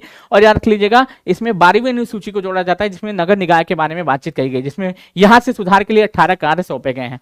18 कार्य सौंपे गए हैं। अभी हमारे संविधान के 22 भाग हैं। ठीक है, संविधान के 22 भाग हैं, इसको आप अपने से रिवाइज कर लेना, हो सकता है यहां से पेपर में प्रश्न बन जाए। ठीक है, अभी खत्म नहीं हुआ है, ये सोच रहे हो ना कि खत्म हो गया, कुछ खत्म नहीं हुआ है। ठीक है, भ्रम में जीना छोड़ दो। ठीक है, भ्रम में जीना छोड़ दो कि खत्म हो गया है, खत्म नहीं हुआ है अभी। पहली बात तो भ्रम में जीना छोड़ दो कि खत्म हो गया है, बस रुक जाओ, बस रुक जाइएगा सभी लोग रुक जाइएगा, सभी लोग रुक जाइएगा। देखिए इसमें कुछ है नहीं ना, देख लेते हैं। आज वाला है ना, खुल जा भाई, खुल जा सिम। नहीं आज वाला है तो आज वाले में तो कुछ नहीं होगा, आज वाले में तो कुछ नहीं होगा, आज वाले में तो कुछ भी नहीं होगा। हाँ 13 वाले में देखे तो एक बार खुल जाता तो ज़्यादा अच्छा रहता, लेकिन खुले नहीं रहा है, ये तो बेमानी है, ये तो बेमानी है भाई। ठीक, 13 वाला देख लेते हैं, 13 वाला देख लेते हैं इतना। और ब्रह्मास्त्र बैच आप लोगों ने नहीं लिया है तो प्लीज़ बाई कर लीजिए, कहीं देर ना हो जाए, कहीं देर ना हो जाए। फिर से बोलते हैं, ब्रह्मास्त्र बैच आप लोगों ने नहीं बाई किया है तो बाई कर लीजिए, कहीं देर ना हो जाए। ठीक है, कहीं देर ना हो जाए। अब जैसे कि मान लो, अच्छा 13 वाले में भी, जैसे 13 वाले में कुछ राष्ट्रीय नियुक्तियां हैं, उसको भी याद कर लो कि सीमा संगठन के महानिदेशक कौन बने? हरपाल सिंह बने हैं। राष्ट्रीय जांच एजेंसी के महानिदेशक राकेश अग्रवाल बने हैं। आईएएफ के प्रमुख अगर पूछे कौन बने? एयर मार्शल नागेश कपूर बने हैं। इंडियन एयरफोर्स के उप प्रमुख हैं, या उप प्रमुख अगर पूछे, भारतीय महिला हॉकी टीम के हेड कोच कौन बने? शोड मार्टिन बने हैं, शोड मारिन बने हैं। 12 वाले में आते हैं, 12 वाले में जरूर कुछ होगा, 12 वाले में जरूर कुछ होगा। ठीक, 12 वाले में जरूर कुछ होना चाहिए, 12 वाले में जरूर कुछ होना चाहिए। ठीक, 12 वाले में जरूर से कुछ ना कुछ तो होना ही चाहिए। ठीक, 12 वाले में जरूर कुछ ना कुछ तो होना ही चाहिए। उसके पहले बता दूं, ब्रह्मास्त्र बैच और अर्जुना टेस्ट सीरीज हमारा पर्सनल है जो लॉन्च कर दिया गया है, जिसमें हम स्वयं खुद अकेले सब कुछ पढ़ाएंगे। ठीक, अगर आप चाहते हो जुड़ना तो जुड़ जाइए, वरना आपकी मर्जी भाई। हम खाली बता सकते हैं, बाकी करना ना करना आपके ऊपर। हाँ, जैसे कि मान लो ये हमारे लिए जरूरी है। जैसे कि सोनार का इस्तेमाल कहाँ किया जाता है? महासागर में डूबी हुई वस्तुओं का पता लगाने के लिए सोनार का इस्तेमाल किया जाता है, याद रख लीजिए। दूसरा, ऑडियोमीटर, ध्वनि की तीव्रता का मापन करने के लिए ऑडियोमीटर का इस्तेमाल किया जाता है। एनीमोमीटर, हवा की गति को मापने के लिए इस्तेमाल किया जाता है। टोक्योमीटर, क्षैतिज दूरी को मापने के लिए इस्तेमाल किया जाता है। पायरोमीटर, उच्च ताप को मापने के लिए इस्तेमाल किया जाता है। ठीक है। पायरोहीलियोमीटर, सोलर रेडिएशन को मापने के लिए इस्तेमाल किया, सोलर रेडिएशन को मापने के लिए इस्तेमाल किया जाता है। मैनोमीटर, गैस का दबाव मापने के लिए इस्तेमाल किया जाता है। बैरोमीटर, वायुमंडलीय दाब को मापने के लिए इस्तेमाल किया जाता है। ओडोमीटर, वाहन की पहियों के द्वारा तय की गई दूरी को मापने के लिए इस्तेमाल किया जाता है। लैक्टोमीटर, दूध का घनत्व मापने में इस्तेमाल किया जाता है। हाइग्रोमीटर, वायुमंडलीय आर्द्रता मापने में इस्तेमाल किया जाता है। लक्समीटर, प्रकाश की तीव्रता मापने के लिए इस्तेमाल किया जाता है। या और कैरेट में किसको? सोने का मापा जाता है कि सोना कितना शुद्ध है, कितना शुद्ध नहीं है। तो ये कहाँ था दोस्तों? ये 12 तक हम लोग किए थे ना, 12 तक किए थे। अब 11 पे आते हैं। 11 पे कुछ ना कुछ तो होगा भाई, 11 पे कुछ ना कुछ तो होगा ही, 11 में कुछ ना कुछ तो होगा ही, 11 में कुछ ना कुछ तो होगा ही। पढ़ाई तो होंगी ही, पढ़ाई तो होंगी यार ना, पढ़ाई तो होंगी ही, क्योंकि हमने बहुत सारी चीज़ों को ऐड किया था, बहुत सारी चीज़ों को ऐड किया था। फिर से बता दें, ब्रह्मास्त्र बैच आप लोगों ने ज्वाइन नहीं किया है तो ज्वाइन कर लीजिए, ठीक है। ब्रह्मास्त्र बैच आप लोगों ने अगर ज्वाइन नहीं किया तो ज्वाइन कर लीजिए। उसमें जो है हम 24 तारीख से जो क्लासेस लेंगे, आप जो है आपको और कहीं नहीं मिलेगा, और कहीं नहीं मिलेगा, ठीक है। देखो 11 में भी नहीं मिल रहा है कुछ, 11 में भी नहीं था, कब पढ़ाए थे? 11 में भी नहीं है। अब आते हैं 10 पे। 10 में कुछ ना कुछ तो होना ही चाहिए, 10 में कुछ ना कुछ तो होना ही चाहिए। बस बने रहिएगा, कहीं जाइएगा मत, ठीक है। बने रहना है, कहीं जाना बिल्कुल भी नहीं है, कहीं जाना बिल्कुल भी नहीं है, ठीक है। कहीं जाना बिल्कुल भी नहीं है, कहीं जाना बिल्कुल भी नहीं है, बने रहना है। अभी चलेगी क्लास, अभी सोच रहा हूँ मत कि बंद हो जाएगी। हाँ भाई, इसी में तो है, इसी में तो है या इसी में तो है। जैसे कि मैंने यहाँ पे आपको बताया था 16 महाजनपद, 16 महाजनपद से कह दो प्रश्न नहीं आते हैं, ठीक है ना। 16 महाजनपद से कह दो प्रश्न नहीं आते थे। अंग की राजधानी क्या थी दोस्तों? चंपा थी। भागलपुर मुंगेर वाला क्षेत्र हो जाएगा। मगध की राजधानी ग्रीबज या राजगिरी थी, पटना गया वाला क्षेत्र हो जाएगा। काशी की राजधानी वाराणसी थी, वाराणसी के आसपास उत्तर प्रदेश वाला क्षेत्र हो जाएगा। वर्ष की राजधानी कौशंबी थी, इलाहाबाद वाला क्षेत्र हो जाएगा। वजी की राजधानी वैशाली थी, ये मुजफ्फरपुर वाला ये क्षेत्र हो जाएगा, मुजफ्फरपुर मिथिला वाला क्षेत्र हो जाएगा। कौशल की राजधानी श्रावस्ती थी, फैजाबाद वाला क्षेत्र हो जाएगा। अवंती की राजधानी उज्जैनी या महेशमती थी, मालवा मध्य प्रदेश वाला क्षेत्र हो जाएगा। मल्ल की राजधानी कुशावती थी, देवरिया उत्तर प्रदेश वाला क्षेत्र हो जाएगा। पांचाल की राजधानी अहिछत्र थी या काम्पिल बरेली वाला क्षेत्र हो जाएगा। चेदी की राजधानी शक्तिमती थी, बुंदेलखंड वाला क्षेत्र हो जाएगा। अगर पूछो कुरु की राजधानी इंद्रप्रस्थ थी, आधुनिक दिल्ली वाला क्षेत्र हो जाएगा। मत्स्य की राजधानी विराटनगर थी, जयपुर वाला क्षेत्र हो जाएगा। उसके साथ साथ आप देखिए कंबोज की राजधानी हाटक थी, रजौरी वाला क्षेत्र हो जाएगा। सुरसेन की राजधानी मथुरा थी, मथुरा वाला क्षेत्र हो जाएगा। अशमक की राजधानी पोटली या पोटन थी, गोदावरी नदी के क्षेत्र वाला क्षेत्र पर हो जाएगा। गांधार की राजधानी तक्षशिला थी, ये जो गांधार की राजधानी तक्षशिला थी। और आप देखोगे पाकिस्तान पेशावर वाला क्षेत्र हो जाएगा, पेशावर वाला क्षेत्र हो जाएगा। ये 16 महाजनपद हैं और 16 महाजनपद की राजधानियां या फिर कहाँ पे स्थित है वहां से पूछ लिया जाता है, ठीक है। वहां से क्वेश्चन पूछ लिया जाता है, वहां से क्वेश्चन पूछ लिया जाता है। अब इसमें जैन धर्म है पूरा, इसमें पूरा जैन धर्म है, इसको याद कर लीजिएगा। अब जैसे कि मान लो ये संस्थापक मैंने आपको ऑलरेडी बता दिया है इनमें से, अब इसमें से जो छूट जाए उसको याद कर लें। जैसे एशियाटिक सोसाइटी 1784 में विलियम जोन्स इसकी स्थापना करते हैं। आत्मीय सभा राजा राम मोहन राय 1815 में इसकी स्थापना करते हैं। वेदांत कॉलेज की स्थापना 1825 में राजा राम मोहन राय करते हैं। आधुनिक भारत का पिता भी राजा राम मोहन राय को ही कहा जाता है। 1829 में लॉर्ड विलियम बेंटिक के साथ मिलकर सती प्रथा का अंत भी इन्होंने ही किया था, ठीक। चलिए अब फिलहाल अगर पूछे युवा बंगाल आंदोलन 1826 में हेनरी विवियन डेरिजियो किए थे। ब्रह्म समाज 1828 में राजा राम मोहन राय किए थे। तत्व बोधनी सभा की स्थापना 1829 में देवेंद्र नाथ ठाकुर किए थे। ब्रिटिश सार्वजनिक सभा की स्थापना 1843 में दादा भाई नौरोजी किए थे। परमहंस मंडली की स्थापना 1840 में गोपाल कृष्ण गोखले किए थे। रहनुमाई मतदान सभा की स्थापना 1851 में दादा भाई नौरोजी किए थे। बालिका विद्यालय की स्थापना 1851 में ज्योतिबा फूले किए थे। मोहम्मद एंग्लो लिटरेरी सोसाइटी की स्थापना 1863 में अब्दुल लतीफ किए थे। साइंटिफिक सोसाइटी की स्थापना 1864 में सर सैयद अहमद खान किए थे। ईस्ट इंडियन एसोसिएशन की स्थापना 1866 में दादा भाई नौरोजी किए थे। पूना सार्वजनिक सभा की स्थापना 1867 में M.K. रनाडे किए थे। और प्रार्थना समाज की स्थापना कौन किए थे? केशव चंद्र सेन किए थे। और M.G. रनाडे, आत्माराम पांडुरंग और देवेंद्र नाथ किए थे, ठाकुर किए थे, याद रख लीजिएगा। हमारा अगर आप जो है लक्ष्य बैच अगर बाय नहीं किया, ब्रह्मास्त्र बैच अगर बाय नहीं किए तो बाय कर लीजिएगा, ठीक। चलो देखो इसमें जो है वेद समाज, तो 1867 में आचार्य केशव चंद्र सेन हो जाएगा। सत्यशोधक समाज 1873 में ज्योतिबाई फूले हो जाएगा। अलीगढ़ मोहम्मदन एंग्लो सोसाइटी 1875 में सर सैयद अहमद खान हो जाएगा। इंडियन लीग अगर पूछे 1875 में शिशिर कुमार घोष हो जाएगा। आर्य समाज 1875 में स्वामी दयानंद सरस्वती हो जाएगा। थियोसोफिकल सोसाइटी 1882 में मैडम अल्काट और कर्नल मैडम ब्लाटवस्की और कर्नल अल्काट मिलकर करते हैं। भारतीय राष्ट्रीय कांग्रेस 1885 में ए ह्यूम इसके संस्थापक रहते हैं। बॉम्बे प्रेसिडेंशियल एसोसिएशन 1885 में फिरोज शाह मेहता करते हैं। वेल्लूर मठ की स्थापना 1887 में स्वामी विवेकानंद करते हैं। इंडियन सोशल कॉन्फ्रेंस की स्थापना 1887 में महादेव गोविंद नरनाड़े करते हैं। सादा सदन की स्थापना अगर पूछे सादा सदन की स्थापना 1889 में रमाबाई करती हैं। रामकृष्ण मिशन की स्थापना 1897 में स्वामी विवेकानंद करते हैं। अभिनव भारत संस्था की स्थापना 1904 में विनायक दामोदर सावरकर करते हैं। और सर्वेंट ऑफ इंडिया सोसाइटी की स्थापना 1905 में गोपाल कृष्ण गोखले करते हैं। 1906 में मुस्लिम लीग की स्थापना सलीमुल्लाह खां प्लस आगा खां करते हैं। उसके साथ साथ 1907 में सर्विस सोशल लीग की स्थापना कौन करते हैं? वीरेंद्र कुमार घोष और भूपेंद्र दत्त करते हैं। भूपेंद्र दत्त करते हैं। अब जैसे कि मान लो Ghadar party, Hindu Mahasabha, home rule league, women's India society, Khilafat आंदोलन, ये सब चीजें पेपर में कंटिन्यूअस पूछा जाता है। लगातार पेपर में क्वेश्चन पूछा जाता है, लगातार क्वेश्चन में पूछा जाता है, याद रखिएगा। ठीक, लगातार। ठीक है, गदर पार्टी देखो पेपर में प्रश्न आए 1913 में लाला हरदयाल सैन फ्रांसिस्को में इसकी स्थापना करते हैं। हिंदू महासभा की स्थापना 1915 में मदन मोहन मालवीय करते हैं।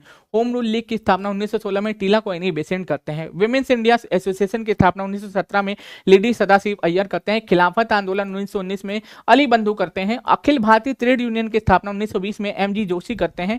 Swaraj party CR. दास और मोतीलाल नेहरू 1923 में करते हैं। हिंदुस्तान रिपब्लिक एसोसिएशन की स्थापना 1924 में सचिन सान्याल करते हैं। कृषि हितकारिणी सभा 1924 में बी.आर. अम्बेडकर करते हैं।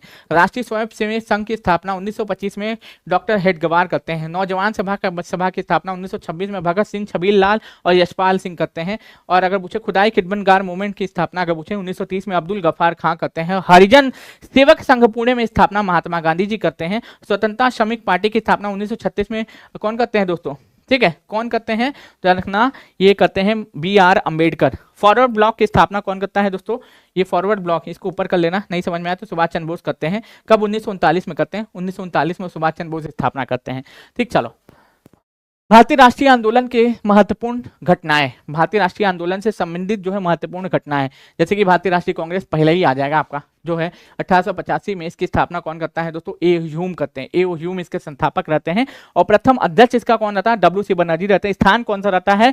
स्थान रहता है बंबई रहता है, गोकुल दास तेजपाल संस्कृत विश्वविद्यालय। ठीक है, इस समय डफरिन वायसराय रहता है।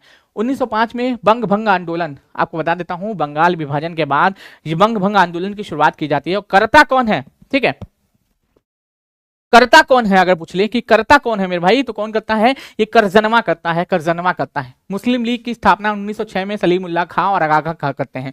1907 में सूरत फूट होता है, नरम दल गरम दल अलग हो जाते हैं। होम रूल लीग की स्थापना 1916 में तिलक को एनी बेसेंट करते हैं। लखनऊ पैक्ट 1916 में होता है, नरम दल गरम दल मुस्लिम लीग तीनों एक हो जाते हैं, जो 1907 में टूट गए रहते हैं। उसके साथ साथ माउंटेंगू घोषणा, इसमें क्या होता है? माउंटेंगू घोषणा 1917 में होती है। 1919 में आपको पता है क्या होता है दोस्तों? 19 मार्च 1919 को जिसे काला कानून कहा जाता है, रॉलेट एक्ट आता है। 13 अप्रैल 1919 को जलियांवाला बाग हत्याकांड होता है। उसके बाद आप जानते ही हैं क्या देखने को दृश्य मिलता है। खिलाफत आंदोलन 1919 में हंटर कमेटी के प्रकाशित की जाती है। कब? 28 मई 1920 को। ठीक, चलो थके नहीं हो ना? थक गए कि नहीं? अब हमको गाना गाना पड़ेगा इतना कि इतना थक गए क्या? थक गए क्या? गाना गाना पड़ेगा क्या? थक गए क्या? अभी तो स्टार्ट किए हैं भाई, अभी तो स्टार्ट किए हैं, अभी तो स्टार्ट किए हैं तुम। अब ये से थक गए? अभी तो स्टार्ट किए हैं, अभी तो स्टार्ट किए हैं, अभी तो बाकी है भैया। उसके पहले बता दूं, हमारा ब्रह्मास्त्र बैच जिन जिन छात्रों ने बाई नहीं किया है, जिन जिन छात्रों ने ब्रह्मास्त्र बैच को बाई नहीं किया है भाई, बाई कर लो। इसलिए बाई कर लो कि इसमें बिहार स्पेशल पूरा थ्योरी अपने रंग ढंग में पूरा आके पढ़ाएंगे। करेंट अफेयर्स पूरा पढ़ाएंगे, 1 साल तक पढ़ाएंगे। मंथली मैगजीन आपको मिलेगा, 1 साल का ही बैच है, 1 साल से ज्यादा का नहीं। फिर से बोल दो, धोखा नहीं। ठीक है, इतना बिहार स्पेशल कंप्लीट नोट्स आपको प्रोवाइड करवाएंगे। और जिनका द्रोणा वाला जो है नवंबर दिसंबर बच गया, उसको यूट्यूब में फ्री में करवा देंगे। ठीक, चलिए खाली 2 मंथ का बस। निम्नलिखित में से किससे तत्व की कमी से घेंघा रोग होता है? बताइए। अब आ जाते हैं थोड़ा सा स्लोली आ जाते हैं। किस तत्व की कमी से घिंगा रोग होता है बताइएगा, किस तत्व की कमी से घिंगा रोग होता है, बता देना सारे लोग। किस तत्व की कमी से क्या होता है दोस्तों, घिंगा रोग होता है। किस तत्व की कमी से क्या होता है दोस्तों, घिंगा रोग होता है। किस तत्व की कमी से घिंगा रोग होता है बताइएगा सभी लोग। ठीक, अब थोड़ा धीमे धीमे आ जाते हैं, थोड़ा धीमे धीमे आ जाते हैं, बहुत स्पीड में चले हैं। और जितना स्पीड में करा दें, बता रहे ना, एक महीना में तुमसे नहीं हो पाएगा ना, तुमसे एक महीने में नहीं होगा। लिखित ले लो हमसे, लिखित ले लो, हमको एक बार शेयर भी मार देने दीजिएगा। देखिए काफ़ी सारे फ़ोन आ चुके हैं, लेकिन कोई बात नहीं, अभी पढ़ाएंगे, अभी पढ़ाएंगे, पढ़ा आने दो फ़ोन, पढ़ाने के बाद बातचीत किया जाएगा। ठीक, चलो। बिल्कुल यातना किसकी, आयोडीन की कमी से होता है, घिंगा रोग होता है यातना। अच्छा पूछे, वायुमंडल में सर्वाधिक मात्रा, जो वायुमंडल जो है ना, इस वायुमंडल में सर्वाधिक मात्रा में उपलब्ध गैस कौन सी है? अगर पूछे सर्वाधिक यातना, सर्वाधिक यातना, सर्वाधिक मात्रा में उपलब्ध यातना, उपलब्ध गैस, उपलब्ध यातना, उपलब्ध गैस अगर पूछ ले, गैस कौन सी हो जाएगी दोस्तों? तो कौन हो जाएगी? नाइट्रोजन हो जाएगी, यानी N2O हो जाएगी। कितना प्रतिशत है? 78% है, 78% है, 78% है। फिलहाल इसका आंसर जो है आयोडीन हो जाएगा। फिलहाल इस प्रश्न का आंसर क्या हो जाएगा? आयोडीन हो जाएगा। ठीक, चलिए आगे बढ़ते हैं। पावर ऑफ ट्रांसफार्मर की कार्यप्रणाली किस सिद्धांत पर आधारित है? तो किस सिद्धांत पर आधारित है? अरे भाई फराडे के नियम पर आधारित है। और किस पे आधारित है? फराडे का जो नियम है ना, उसी पर ये आधारित है। फराडे के नियम पर आधारित है, फराडे के नियम पर आधारित है। ठीक, चलिए आगे बढ़ते हैं। प्लाज्मोडियम परजीवी क्या है? सॉरी, प्लाज्मोडियम परजीवी का वाहक है, मच्छर है। और कौन है दोस्तों? मच्छर। जैसे कि सुने ना, अमिताभ बच्चन साहब का दाना पाटेकर, एक मच्छर इंसान को हिजड़ा बना देता है, बस वही वाला मच्छर था। अगर पूछे, आपको बता देता हूँ, विश्व मलेरिया दिवस, मलेरिया विश्व मलेरिया दिवस, कहते हैं विश्व मलेरिया दिवस की बात करूं, विश्व मलेरिया दिवस हर साल कब मनाते हैं दोस्तों? तो 25 अप्रैल को मनाते हैं। कब मनाते हैं? ये 25 अप्रैल को मनाते हैं, 25 अप्रैल को मनाते हैं, 25 अप्रैल को मनाते हैं। और मलेरिया का वाहक जो होता है ना, मादा एनाफिलीज मच्छर होती है, बॉडी में प्लाज्मोडियम डाल देती है, उसकी वजह से होने वाली जो बीमारी है उसी को क्या कहते हैं दोस्तों? उसको मलेरिया कहा जाता है। ठीक, चलिए आगे बढ़ते हैं। चींटी के डंक में कौन सा अम्ल पाया जाता है? बताइए, चींटी का जो डंक होता है ना, वो चींटी के डंक में पूछ रहा है कौन सा अम्ल पाया जाता है। चींटी का जो डंक होता है उसमें आप देखिएगा क्या हो जाएगा, मेथेनाइट अम्ल पाया जाता है, मेथेनाइक अम्ल पाया जाता है, मेथेनाइक अम्ल पाया जाता है। आई थिंक मेथेनाइक ही होगा ना, आई थिंक मेथेनाइक ही होगा, मेथेनाइक ही होगा। ठीक, चलो मेथेनाइक ही होगा। नेक्स्ट आगे बढ़ते हैं। अस्थि मज्जा रुधिर कणिकाओं का निर्माण क्या कहा जाता है? अस्थि मज्जा में रुधिर कणिकाओं के निर्माण को क्या कहा जाता है? बताइए सभी लोग, क्या कहते हैं? कमेंट करते हुए आंसर बताइएगा। देखो क्या कहते हैं दोस्तों, हेमोटोपोपाइसिस बोलते हैं, हेमोटोपोपाइसिस बोलते हैं, हेमोटोपोपाइसिस बोलते हैं। आपको बताऊं, जो आरबीसी है, आरबीसी का जो निर्माण होता है, आरबीसी का जो निर्माण होता है वो कहाँ होता है दोस्तों? अस्थि मज्जा में होता है। कहाँ पे होता है दोस्तों? अस्थि मज्जा में होता है, अस्थि मज्जा में होता है, अस्थि मज्जा में होता है। इसका जीवन काल अगर पूछ ले, इसका जीवन काल कितने दिन का होता है? 120 दिन का होता है, 120 दिन का होता है, 120 दिन का होता है। इसकी मृत्यु कहाँ पे होती है दोस्तों? इसकी मृत्यु कहाँ पे होती है दोस्तों? प्लीहा में होती है। इसकी मृत्यु कहाँ पे होती है दोस्तों? प्लीहा में होती है। और ब्लड जो है, अगर पूछ ले कि ब्लड का जो पीएच मान है, पीएच मान वो कितना होता है दोस्तों? 7.4 होता है, 7.4 होता है। आरबीसी की कमी से अगर पूछे कि आरबीसी की कमी से, आरबीसी की कमी, आरबीसी की कमी से रोग अगर पूछे, आरबीसी की कमी से रोग अगर पूछे, सिकल सेल अनीमिया होता है, सिकल यातना, सिकल सेल यातना, सिकल सेल अनीमिया होता है, सिकल सेल अनीमिया होता है, सिकल सेल अनीमिया होता है, सिकल सेल अनीमिया होता है यातना। इसमें आरबीसी का आकार हंसिए के आकार का हो जाता है, आरबीसी का जो आकार है हंसिए के आकार का होता है, हो जाता है। और याद रख लीजिएगा, अगर पूछे जो है आरबीसी यानी कि हमारे जो ब्लड में कौन सा तत्व पाया जाता है, ये जो ब्लड आप देखते हो ना, ये ब्लड, ये ब्लड में कौन सा तत्व पाया जाता है? Fe पाया जाता है, आयरन पाया जाता है, आयरन पाया जाता है, आयरन पाया जाता है। और आयरन सबसे ज्यादा किसको खाने से मिलता है? पालक को खाने से मिलता है। Fe से इसको दर्शाते हैं, Fe से दर्शाते हैं, सबसे ज्यादा पालक को खाने से मिलता है। तो ये भी आप याद कर सकते हैं। ठीक है, आप ब्लड भी देखेंगे 3 टाइप के होते हैं, आरबीसी, डब्ल्यूबीसी और प्लेटलेस होते हैं। ब्लड के 3 टाइप होते हैं, यार 3 टाइप होते हैं, आरबीसी, डब्ल्यूबीसी और प्लेटलेस। ब्लड के अगर पूछे कितने टाइप होते हैं? 3 टाइप होते हैं इतना। अच्छा ये पूछेगा कि बताइएगा, रोगों से लड़ने में कौन सा जो है ब्लड सहायक होता है? रोगों से लड़ने में कौन सा ब्लड सहायक होता है? बताइएगा, रोगों से लड़ने में कौन सा ब्लड सहायक होता है? कमेंट करते हुए बताइएगा। आरबीसी, डब्ल्यूबीसी, कौन? बताइएगा कौन सहायक होता है? सभी लोग बताइएगा।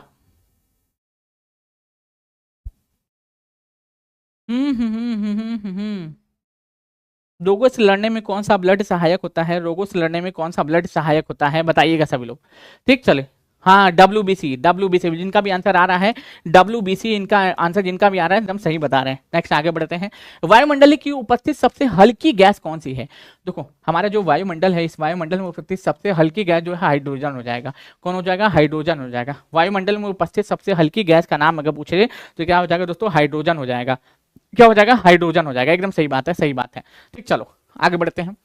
ब्रह्मास्त्र बैच यार ना 24 तारीख से शुरू हो रहा है, 24 तारीख से एडमिशन ओपन है, 23 को एडमिशन क्लोज। ठीक है, अभी तक जो है आपको बता दूं बहुत ज्यादा भर भर के प्यार मिला है यार ना, क्योंकि इसमें हम लोग बिहार स्पेशल थ्योरी पढ़ रहे हैं। बिहार का कोई भी एग्जाम दे दो, बिहार का कोई भी एग्जाम, इससे बाहर कुछ नहीं। करंट अफेयर्स में तो पूछना ही नहीं है, करंट अफेयर्स में तो पूछना ही नहीं है। हम आपसे केवल पैसा मंथली मैगजीन का ले रहे हैं, समझिए, याद रख लीजिएगा। जितना हमको बनवाने में जाएगा, लोगों से टाइप करवाने में जितना जाएगा, बनाएंगे तो हम ही, लेकिन टाइप करवाने में जितना जाएगा मंथली मैगजीन, बस उसी का चार्ज आपसे ले रहे हैं। बाकी तो आपको फ्री ही जा रहा है, समझ लीजिए सारा चीज। ठीक, चलो आगे बढ़ते हैं। हमारे पृथ्वी में सबसे अधिक मात्रा में कौन सी धातु मौजूद है? तो एल्युमिनियम है। और क्या? हमारे पृथ्वी पर सबसे अधिक मात्रा में कौन सी धातु अगर पूछे मौजूद है तो एल्युमिनियम जो है पृथ्वी में सर्वाधिक मात्रा में उपलब्ध है, सर्वाधिक मात्रा में उपलब्ध है, याद रखिएगा। ठीक, ट्यूबलाइट में कौन सी गैस भरी जाती है? ट्यूबलाइट जो है, इस ट्यूबलाइट में पूछ रहा है कौन सी गैस भरी जाती है, बताइएगा। ट्यूबलाइट में अगर पूछे तो याद रख लीजिएगा पारे का वाष्प और ऑर्गन भरी जाती है। ठीक, चलिए आगे बढ़ते हैं।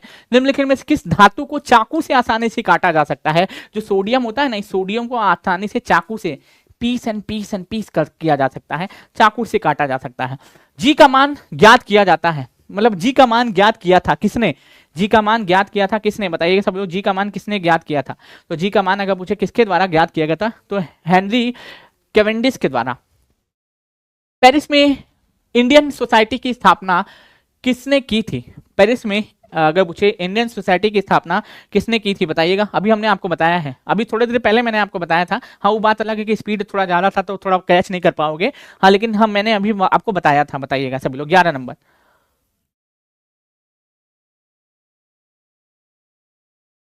बी होगा भाई मेरे, बी होगा। बी का जी गामा हो जाएगा, बी का जी गामा हो जाएगा, बी होगा। सही है, सही है, बी होगा।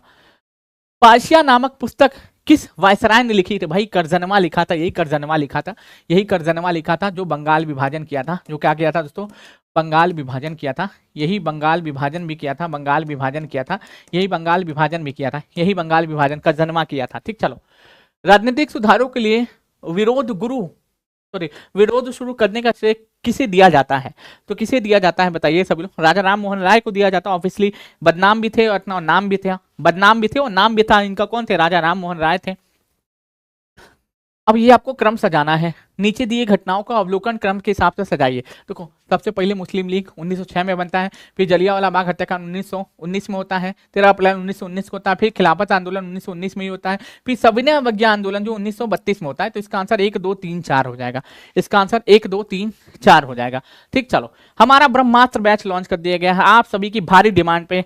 199 रुपीज में Bihar special plus current affairs का थ्योरी कंबाइंड बैच 199 में 24 से शुरू हो रहा है। भारतीय क्रांतिकारियों की माता किसे कहा जाता है? तो मैडम कामा को कहा जाता है, मैडम कामा को कहा जाता है, मैडम कामा को कहा जाता है। अच्छा, ये करजनवा में कुछ कंफ्यूजन है क्या? करजनवा में बता तो, कहाँ गया करजनवा? करजनवा में कुछ कंफ्यूजन है, बताओ तो, बताइए सब लोग तो। ये करजनवा में कुछ कंफ्यूजन है क्या? हमको लग रहा था, लेकिन हमको लग रहा ठीक है भाई, ठीक है, ठीक है, चलिए। सतपुरा श्रेणी की सबसे ऊंची पर्वत सतपुरा श्रेणी की सबसे ऊंची चोटी का नाम क्या होगा? धूपगढ़ हो जाएगा। क्या हो जाएगा? धूपगढ़ हो जाएगा। क्या हो जाएगा मेरे भाई? धूपगढ़ हो जाएगा। क्या हो जाएगा? धूपगढ़ हो जाएगा। क्या हो जाएगा? धूपगढ़ हो जाएगा। क्या हो जाएगा? धूपगढ़ हो जाएगा। नेक्स्ट आगे बढ़ते हैं।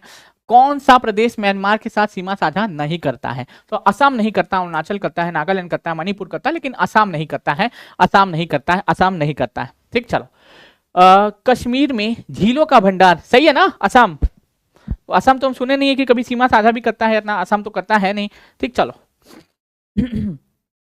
कश्मीर में झीलों का भंडार करेवा किसके लिए जाना जाता है? तो केसर की खेती के लिए जाना जाता है। किसके? केसर की खेती के लिए जाना जाता है।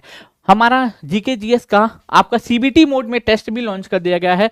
कूपन कोड PB 50 लगाइएगा, ये आपको कितने में? 99 में मिल जाएगा, 99 में मिल जाएगा। ठीक, चलिए। पर्यावरण परिस्थितिकी के जैविक घटक कौन से हैं? पर्यावरण एवं पारिस्थितिकी के जैविक घटक, हमने बताया था ना कि घटक जो प्राकृतिक घटक होते हैं एक मानव निर्मित घटक होते हैं।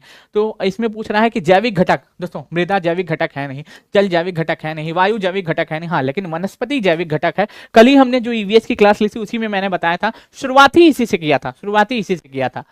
प्राकृतिक पारिस्थितिकी तंत्र का उदाहरण क्या है? जो प्राकृतिक है, देखो खेत तो मानव ने बनाया, ये तो होगा नहीं, बांध मानव ने बनाया, ये होगा नहीं, पार्क मानव ने बनाया, ये होगा नहीं, तो इसका आंसर क्या हो जाएगा?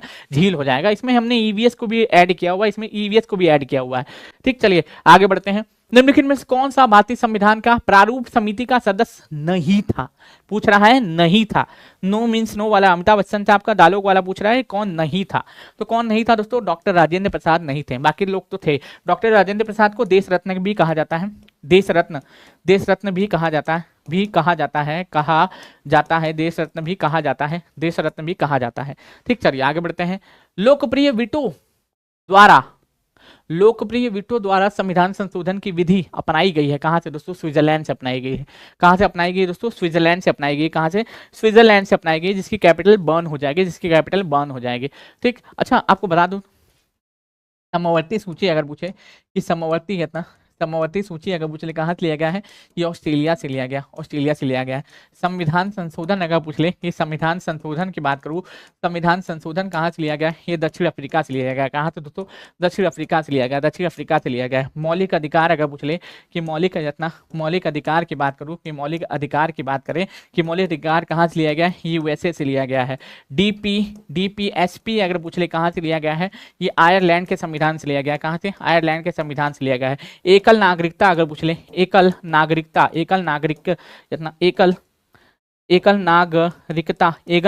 अगर पूछ ले कहां से लिया गया है? ये ब्रिटेन से लिया गया है। कहां से? ये ब्रिटेन से लिया गया है।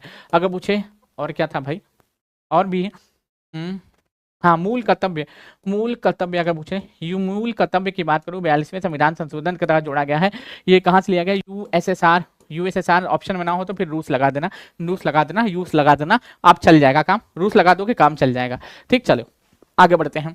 क्षेत्रफल के अनुसार बिहार का भारत में कौन सा स्थान है? तो ऑब्वियसली कौन सा है? 12वां स्थान है, ठीक 12वां स्थान है। और बिहार का क्षेत्रफल है 94,163 वर्ग किलोमीटर। और भारत का क्षेत्रफल अगर पूछ ले कि भारत का जो क्षेत्रफल हो जाएगा वो कितना हो जाएगा? भारत का क्षेत्रफल हो जाएगा दोस्तों 32,87,263 वर्ग किलोमीटर स्क्वायर हो जाएगा, ठीक। चलिए आगे बढ़ते हैं। अर्जुना टेस्ट सीरीज लॉन्च कर दिए गए मात्र 99 रुपए में, 149 प्राइस है। पीवी 50 कूपन कोड लगाओगे घट करके 99 हो जाएगा। 15 टेस्ट सीरीज मिलेगा, 25 मिनट का टेस्ट होगा, 30-35 मिनट का डिस्कशन होगा, मतलब 20 मिनट टेस्ट 45 मिनत डिस्कशन ऐप पे दिया जाएगा यातना 24 से। इब्राहिम लोदी के विरुद्ध बिहार में विद्रोह किस गवर्नर जनरल ने किया था? इब्राहिम लोदी के विरुद्ध बिहार में विद्रोह किस गवर्नर जनरल ने किया था? इसका नाम याद रख लीजिएगा, दरिया खां लोहानी हो जाएगा, ठीक। चलिए आगे बढ़ते हैं। महात्मा गांधी पहली बार बिहार कब आए थे? तो 17 अप्रैल 1917 को महात्मा गांधी पहली बार बिहार आए थे। 17 अप्रैल 1917 को महात्मा गांधी पहली बार बिहार आए थे। और 3 कठिया जो नील की खेती थी ना, उससे भी निजात दिलाए थे। कहाँ पे गए थे? चंपारण में गए थे, क्योंकि चंपारण आंदोलन भी अगर पूछ लेता है कि चंपारण आंदोलन कब होता है? 1970 यानी कि 1917 में होता है। हाल ही में किस देश ने भारतीय कंपनियों को अपने हनी माधु अंतर्राष्ट्रीय हवाई अड्डे के प्रबंधन की में सहायता मांगी है? किस देश ने मांगी है? करंट का ही मुद्दा है, चर्चित मुद्दा है काफी ज्यादा। तो फिलहाल इस प्रश्न का जो आंसर हो जाएगा वो मालदीव हो जाएगा। और मालदीव की कैपिटल क्या हो जाएगी दोस्तों? माले हो जाएगी। माले हो जाएगी। यहाँ के प्रेसिडेंट का नाम मोहम्मद मुइजू हो जाएगा। और यहाँ पे हमारा यूपीआई एक्सेप्टेबल है, ठीक। चलिए आगे बढ़ते हैं। भारत के पूर्वी अंटार्कटिका में अपना अगला अनुसंधान स्टेशन मैट्रिक 2 किस वर्ष तक स्थापित करने की योजना बना रहा है? कब तक है? 2032 तक। 2035 तक तो खुद का स्पेस स्टेशन बनाना है, खुद का स्पेस स्टेशन बनाना है। मलेरिया को खत्म करने का लक्ष्य कब तक है दोस्तों? 2030 तक है, भारत का भी और WHO का भी, भारत प्लस WHO दोनों का ही। किस मंत्रालय ने पीपल्स प्लान अपना केपेन जन अभियान शुरू किया है? किस मंत्रालय ने शुरू किया है बताइएगा? ये किस मंत्रालय ने शुरू किया है? ये किस मंत्रालय ने? पंचायती राज मंत्रालय ने शुरू किया है। पंचायती राज मंत्रालय ने शुरू किया है। सर्वाधिक राजस्व वाले राज्य का नाम बताइए, तो कौन हो जाएगा दोस्तों? ये महाराष्ट्र हो जाएगा। भारत की आर्थिक राजधानी है ना, होना ही है इसमें, ठीक है। भारत की आर्थिक राजधानी है तो जाहिर सी बात तो होगा ही, इसमें सोचने वाली बात कोई है नहीं। 1 रुपए के नोट पर किसके हस्ताक्षर? वित्त मंत्रालय के वित्त सचिव के हस्ताक्षर होते हैं। वित्त मंत्रालय के वित्त सचिव के हस्ताक्षर 1 रुपए के नोट पे होते हैं। 1 रुपए के नोट पे होते हैं यातना। महात्मा गांधी के राजनीतिक गुरु का नाम क्या हो जाएगा? गोपाल कृष्ण गोखले हो जाएगा। गोपाल कृष्ण गोखले हो जाएगा। अच्छा, अब भारत की अवस्थिति विस्तार, क्योंकि यहां से पेपर में आपके प्रश्न आएंगे, लिखिएगा भारत की अवस्थिति, भारत की अवस्थिति यत्न, भारत की अवस्थिति यत्न, अवस्थिति यत्न, अवस्थिति एवं यत्न विस्तार, भारत की अवस्थिति एवं विस्तार से पेपर में प्रश्न बनेंगे। ठीक, चलिए अब हमसे जितना मैप बनेगा ना उतना ही बनाएंगे। बाद में हमको गरियाना मत कि इतना सर जी मैप अच्छा नहीं बना है, ये वो अच्छा नहीं बना है। ठीक है, हाँ ठीक है, मानते हैं मैप अच्छा नहीं बनेगा, हम पहले ही बोल देते हैं, पहले ही बोल देते हैं मैप अच्छा नहीं बनेगा। ठीक है, जो बात है क्लियर। ठीक, हम खाली समझाने के लिए बना रहे हैं, हम समझाने के लिए बना रहे हैं, खाली याद रख लेना। ठीक, हम खाली समझाने के लिए बना रहे हैं, बस खाली समझाने के लिए बना दे रहे हैं, अपना समझाने के लिए बना दे रहे हैं कि एटलीस्ट मैप रहेगा ना तो हम चीज़ों को अच्छे से एक्सप्लेन कर पाएंगे। देख रहे हो ना विनोद, देख रहे हो ना विनोद, कभी कभी क्या हो जाता है, कभी कभी बन जाता है, कभी कभी बनता ही नहीं है। चलो, अभी जितना बन गया उतना ही के ही काम चलाते हैं। अब मालूम है पेपर में क्या पूछेगा कि भारत जो ग्लोब में कहाँ अवस्थित है। जैसे कि मान लो ये जो ग्लोब है ना, इस ग्लोब में आप देखोगे ऐसे जो है, यहाँ पे देखो कि बीचों बीच से कर्क रेखा होकर गुजरती है, और इधर क्या होता है, इधर पूर्व होता है, इधर वेस्ट होता है, इधर नॉर्थ होता है, इधर क्या होता है, साउथ होता है, इधर नॉर्थ ईस्ट होता है, इधर नॉर्थ ईस्ट होता है, इधर साउथ ईस्ट होता है, इधर क्या होता है, साउथ ईस्ट होता है, इधर क्या होता है, साउथ वेस्ट होता है, इधर क्या होता है दोस्तों, साउथ वेस्ट होता है, साउथ वेस्ट होता है, इधर साउथ ईस्ट होता है, सॉरी इधर साउथ वेस्ट होता है, और इधर जो है इधर क्या होता है, साउथ वेस्ट होता है, इधर साउथ नॉर्थ होता है, इधर साउथ नॉर्थ होता है, साउथ नॉर्थ होता है, इधर क्या होता है दोस्तों, साउथ नॉर्थ होता है, साउथ नॉर्थ होता है, साउथ नॉर्थ होता है। ठीक, अब यहाँ रख लेना भारत जो है नॉर्थ ईस्ट में, यानी कि ग्लोब में भारत कहाँ पे अवस्थित है, उत्तर पूर्व में अवस्थित है। उत्तर जो है ग्लोब में भारत जो है उत्तर इतना उत्तर पूर्व में अवस्थित है, उत्तर पूर्व में भारत अवस्थित है ग्लोब में, इतना उत्तर पूर्व में भारत ग्लोब में अवस्थित है, याद रखिएगा सभी लोग।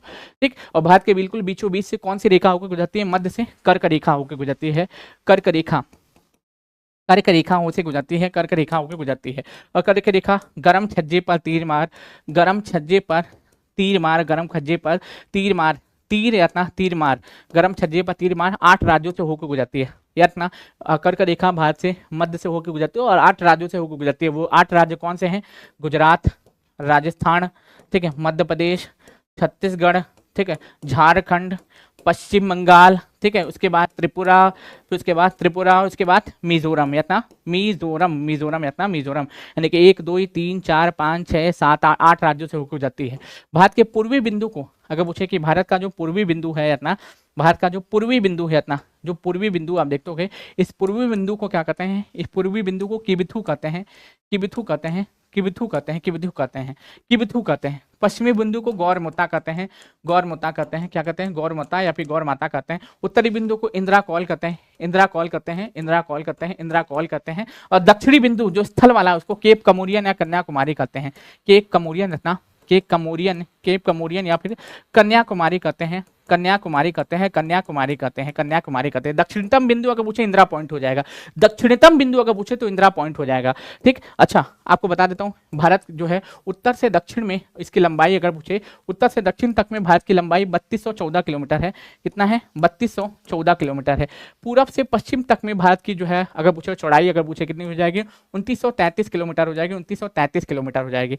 भारत का क्षेत्रफल अगर पूछ ले कि भारत का जो क्षेत्रफल है, भारत का जो क्षेत्रफल है वो कितना हो जाएगा, 32,87,263 वर्ग किलोमीटर हो जाएगा, 32,87,263 वर्ग किलोमीटर हो जाएगा। और क्षेत्रफल में भारत का स्थान 7वां हो जाएगा, क्षेत्रफल में भारत का स्थान विश्व में क्या हो जाएगा, 7वां हो जाएगा। अब यहाँ पे ये भी पूछ सकता है कि भैया मेरे ये बताना कि पूर्वी बिंदु कितने डिग्री पे अवस्थित है। तो यहाँ से पूर्वी अक्षांश आप देखिएगा 68 डिग्री 60 मिनट से लेके 68 डिग्री 60 मिनट से लेके पूर्वी अक्षांश कहाँ तक है दोस्तों, 97 डिग्री संतानवे डिग्री 25 मिनट तक ये हम आपको पूर्वी देशांतर देखने को मिलता है।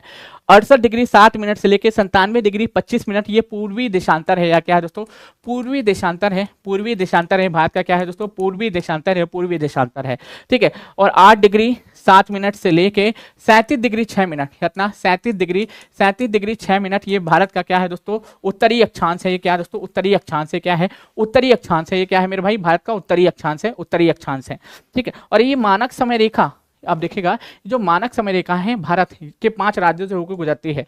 अगर पूछे कि जो मानक समय रेखा है, एक नया क्रिएट करते हैं हम लोग, कलरफुल रहेगा।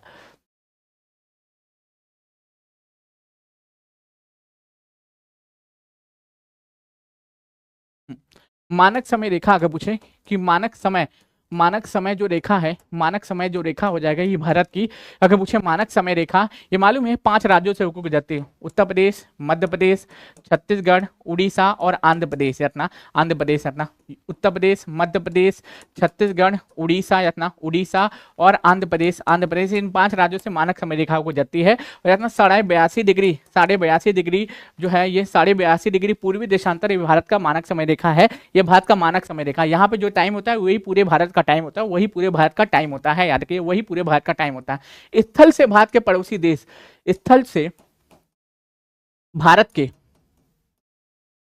पड़ोसी देश, इतना पड़ोसी देश हम इसको याद करते हैं ट्रिक से। हम इसको याद कैसे करते हैं दोस्तों, ट्रिक से याद करते हैं, अपना बचपन एमबीए इसको ट्रिक से याद करते हैं, बचपन एमबीए स्थल से। यहाँ पे देखोगे ना, यहाँ पे देखोगे हमारा जो है पानी में, लैंड में, तो यहाँ पे देखिएगा इधर मालदीव आपको देखने को मिलेगा, इधर श्रीलंका देखने को मिलेगा, श्रीलंका भारत के बीच में पाक जलडमरू मध्य है, मालदीव भारत से जस्ट दूरी पे स्थित है। इधर देखिएगा तो भारत के पूरब में तो बंगाल की खाड़ी है, क्या दोस्तों, बंगाल की खाड़ी है, भारत के पूरब में बंगाल की खाड़ी है, भारत के पश्चिम में अरब सागर है, भारत के पश्चिम में अरब सागर है, भारत के दक्षिण में हिंद महासागर है। और देखो ये हमारे भारत के पड़ोसी देश को याद करने की ट्रिक है बचपन एमबीए। याद करने की ट्रिक क्या है दोस्तों, बचपन एमबीए याद रख लीजिएगा, ठीक, बचपन एमबीए, ठीक। चलो अब ये ना, ब से क्या हो जाएगा, बांग्लादेश हो जाएगा। इसके साथ सबसे ज्यादा बॉर्डर हम लोग 4096 किलोमीटर का बॉर्डर शेयर करते हैं। च से क्या हो जाएगा, चीन हो जाएगा। प से पाकिस्तान हो जाएगा। नौ से नेपाल हो जाएगा। म से म्यांमार हो जाएगा। भ से क्या हो जाएगा, भूटान हो जाएगा। अ से अफगानिस्तान हो जाएगा, ठीक। सबसे ज्यादा बॉर्डर हम लोग बांग्लादेश के साथ शेयर करते हैं 4096 किलोमीटर का। फिर उसके बाद देखोगे, उसके बाद चाइना है, फिर पाकिस्तान है, फिर नेपाल है, फिर भूटान है, फिर क्या हो जाएगा, अफगानिस्तान हो जाएगा। ब से बांग्लादेश, च से चाइना, प से पाकिस्तान, न से नेपाल, म से म्यांमार, भ से भूटान, अ से अफगानिस्तान। ये हमारे पड़ोसी देश से आते हैं, हमारे पड़ोसी देश से स्थल से, ये हमारे पड़ोसी देश से दोस्तों क्या है, स्थल से आते हैं। और हमारे जो है 9 जो है तटीय राज्य हैं, हमारे जो 9 हैं तटीय राज्य हैं, 9 जो है तटीय राज्य हैं। इधर आप देखिएगा, इधर क्या है दोस्तों, गुजरात हो जाएगा, सबसे बड़ी तटरेखा वाला राज्य गुजरात हो जाएगा। गुजरात के बाद आप आइएगा महाराष्ट्र आ जाएगा। महाराष्ट्र के बाद आप आइएगा यहाँ पे क्या हो जाएगा दोस्तों, गोवा हो जाएगा। गोवा के बाद आइएगा कर्नाटक हो जाएगा, और यहाँ पे आइएगा तो केरल हो जाएगा। तो यानी कि पश्चिमी घाट में 5 राज्य हैं, और पूर्वी घाट में इधर देखिएगा तो क्या हो जाएगा दोस्तों, तमिलनाडु हो जाएगा। तमिलनाडु को जस्ट ऊपर जाइएगा उड़ीसा हो जाएगा। तमिलनाडु के ऊपर जाइएगा तो आंध्र प्रदेश हो जाएगा। आंध्र प्रदेश के ऊपर जाइएगा उड़ीसा हो जाएगा। उड़ीसा से जस्ट बगल में जाइएगा तो वेस्ट बंगाल हो जाएगा। यानी कि तटीय राज्यों की संख्या 9 हो जाएगी। तटीय राज्य, जो तटीय राज्य हैं, तटीय राज्यों की संख्या कितनी हो जाएगी, 9 हो जाएगी। तटीय राज्यों की संख्या अगर पूछे कितनी हो जाएगी दोस्तों, 9 हो जाएगी। तटीय राज्यों की संख्या कितनी हो जाएगी, 9 हो जाएगी। अब कुछ समझ में आ रहा है, ठीक है। इतना मतलब इतना हम जो है जल्दी में रिवीजन करवा रहे हैं, तुम सोच सकते हो, ठीक है। हमको लगता है कि हमको जो है ना करंट वरंट लग गया है, इतना फास्ट में रिवीजन करवा रहे हैं। जितना फास्ट में तुम जो है इसको पढ़ने में, लोग 4-4 दिन इसको पढ़ाते हैं तुमको, इतनी सा चीज है, लोग 4-4 दिन तक पढ़ाते हैं, हमको समझ में नहीं आते काहे। हाँ, लेकिन हाँ, शुरुआत बिगिनर वालों के लिए शुरू से ही एकदम अच्छे से ही पढ़ना चाहिए, बिगिनर वालों से। कैसी क्लास लग रही है, कुछ तारीफ उरीफ करोगे कि नहीं करोगे, ठीक है। क्लासवा कैसी लग रही है, कुछ तारीफ उरीफ करोगे कि नहीं करोगे। यहाँ बोल के एकदम हालत खराब है, सबसे बड़ी तटीय रेखा वाला राज्य गुजरात हो जाएगा। इतना करंट अफेयर्स का डाटा यूज नहीं करना है, अभी पुराना डाटा ही चल रहा है, नई एनसीईआरटी की बुक नहीं आई, अभी हम लोग पुराना वाले ही मान के चलेंगे। जो नए वाले पढ़ा रहे हैं उनको पढ़ाने दो, तो वो तुम्हारा गलत करवा देंगे, तुम्हारा गलत करवा देंगे, पहले ही बता देते हैं, ठीक है, तुम्हारा गलत करवा देंगे, याद रख लीजिएगा। जितना हो सकता है उतना हमने इसमें चीजें कवर करने की कोशिश की है, जितना हो सकता है उतना हमने इसमें चीजों को कवर करने का प्रयत्न किया है, ठीक है। जितना कम टाइम में जितना ज्यादा से ज्यादा चीजें हो सकती हैं हमने कवर करने का प्रयत्न किया है। अब जैसे कि कुछ हम महत्वपूर्ण आर्टिकल भी आपको करवा ही सकते हैं इसमें।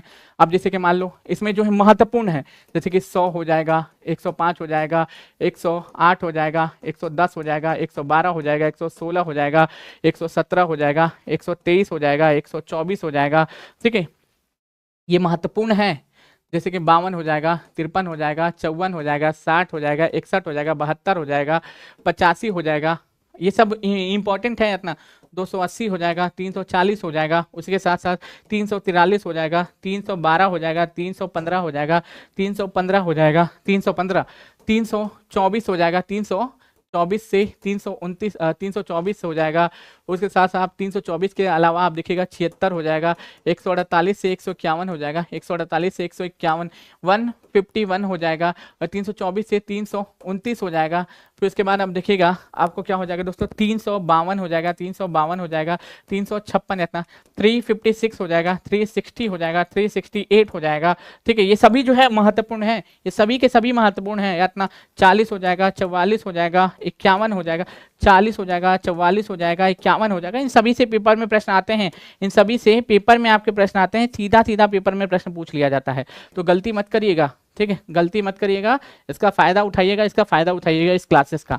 ये क्लासेस तुमको मिलने वाली नहीं है कहीं पे अपना, ठीक। चलिए, ये क्लासेस तुमको मिलने वाली कहीं नहीं है। जितना हम तुमको करा दिए ना इस 1.5 घंटे में, इस 1.5 घंटा भी नहीं हुआ, उतना तुमको पढ़ने में कई महीने लग जाएंगे, कई महीने लग जाएंगे, रियलिटी में मानो, विश्वास मानो, ठीक। तो 100 में लोकसभा जो स्पीकर है ना, लोकसभा स्पीकर का निर्णायक मत है। 105 में संसदीय विशेषाधिकार है, संसदीय विशेषाधिकार है, विशेषाधिकार है, संसदीय विशेषाधिकार है, संसदीय विशेषाधिकार है। 108 में संयुक्त अधिवेशन है, संयुक्त अधिवेशन जो संयुक्त अधिवेशन है, और बुलाता कौन है, प्रेसिडेंट, और इसकी अध्यक्षता लोकसभा स्पीकर करता है। 110 में धन विधेयक है, 110 में क्या है दोस्तों, धन विधेयक है, 110 में धन विधेयक है, ठीक है। 112 में बजट है, जिसको वार्षिक वित्तीय विवरण बोलते हैं। 116 में लेखा अनुदान है, लेखा अनुदान है, लेखा अनुदान है, लेखा अनुदान है। 117 में वित्त विधेयक है, 117 में वित्त विधेयक है, 117 में वित्त विधेयक है, वित्त विधेयक है। 123 में अध्यादेश है, 123 में क्या है दोस्तों, अध्यादेश है, 123 में अध्यादेश है। 124 में सुप्रीम कोर्ट के न्यायाधीशों से सलाह है। 52 में राष्ट्रपति का पद है, अपना राष्ट्रपति का, अपना राष्ट्रपति होगा हमारे देश में, राष्ट्रपति का पद का वर्णन है। 53 में शक्ति एवं कार्य का वर्णन है, शक्ति एवं कार्य का वर्णन है, शक्ति एवं कार्य का वर्णन है। 54 में निर्वाचन है, 54 में क्या है, निर्वाचन है। 60 में क्या है मेरे भाई, 60 में आप देखिएगा, 60 में शपथ है, 60 में शपथ है। 61 में महाभियोग है, 61 में क्या है, महाभियोग है, महाभियोग है। 72 में क्षमादान है, राष्ट्रपति का क्या है दोस्तों, क्षमादान है। और 85 में लोकसभा का विघटन है। और 280 में वित्त आयोग है, 280 में क्या है, वित्त आयोग है, वित्त आयोग है। 340 में ओबीसी आयोग है, ओबीसी आयोग है, ओबीसी आयोग है। 343 में हिंदी हमारी राजभाषा है, 343 में क्या है, हिंदी हमारी राजभाषा है, हिंदी हमारी क्या है, राजभाषा है, हिंदी हमारी क्या है दोस्तों, राजभाषा है। 312 में अखिल भारतीय सेवाएं हैं, क्या दोस्तों, अखिल इतना, अखिल भारतीय सेवाएं हैं, अखिल भारतीय इतना, अखिल भारतीय सेवाएं हैं, अखिल भारतीय सेवाएं हैं, अखिल भारतीय सेवाएं हैं। आईएएस है, आईपीएस है, आईएफएस है, 3 है। उसके साथ साथ 315 में यूपीएससी है, कौन है, यूपीएससी है, ठीक है। 324 से 329 में देखोगे इलेक्शन कमीशन ऑफ इंडिया है। 76 में महान्यायवादी है, महान्याय इतना, महान्यायवादी हो जाएगा, महान्यायवादी हो जाएगा, ठीक है। अगर पूछे 148 से 151 में आप देखोगे तो क्या हो जाएगा, इसमें आपका हो जाएगा कैग हो जाएगा, क्या हो जाएगा, कैग हो जाएगा। 352 में राष्ट्रीय आपातकाल है, राष्ट्रीय आपातकाल, इतना आपातकाल है, राष्ट्रीय आपातकाल है। 124 में सुप्रीम कोर्ट कहीं पे लिखा है कि नहीं मैंने, हाँ 124 में सुप्रीम कोर्ट लिखा है, ठीक है। 356 में राष्ट्रपति शासन है, 356 में राष्ट्रपति इतना, राष्ट्रपति शासन है, राज्यों में राष्ट्रपति शासन लगता है। 360 में वित्तीय आपातकाल है, वित्तीय आपात इतना, वित्तीय आपात इतना, वित्तीय आपातकाल है, वित्तीय आपातकाल है, ठीक है। 368 में संविधान संशोधन है, 368 में संविधान संशोधन है, संविधान संशोधन है, 368 में संविधान संशोधन है। 40 में ग्राम पंचायत है इतना, ग्राम पंचायत है, ग्राम पंचायत हो जाएगी, ग्राम पंचायत हो जाएगी। 44 में समान नागरिक संहिता हो जाएगी, समान नागरिक इतना, समान नागरिक संहिता हो जाएगी, समान नागरिक संहिता हो जाएगी, समान नागरिक संहिता हो जाएगी। 51 में अंतर्राष्ट्रीय शांति है, 51 में अगर पूछे क्या हो जाएगी, अंतर्राष्ट्रीय शांति शांति हो जाएगी, अंतर्राष्ट्रीय शांति हो जाएगी, अंतर्राष्ट्रीय शांति हो जाएगी, अंतर्राष्ट्रीय शांति हो जाएगी। बस अब यहीं पे छोड़ते हैं। ठीक, चलिए।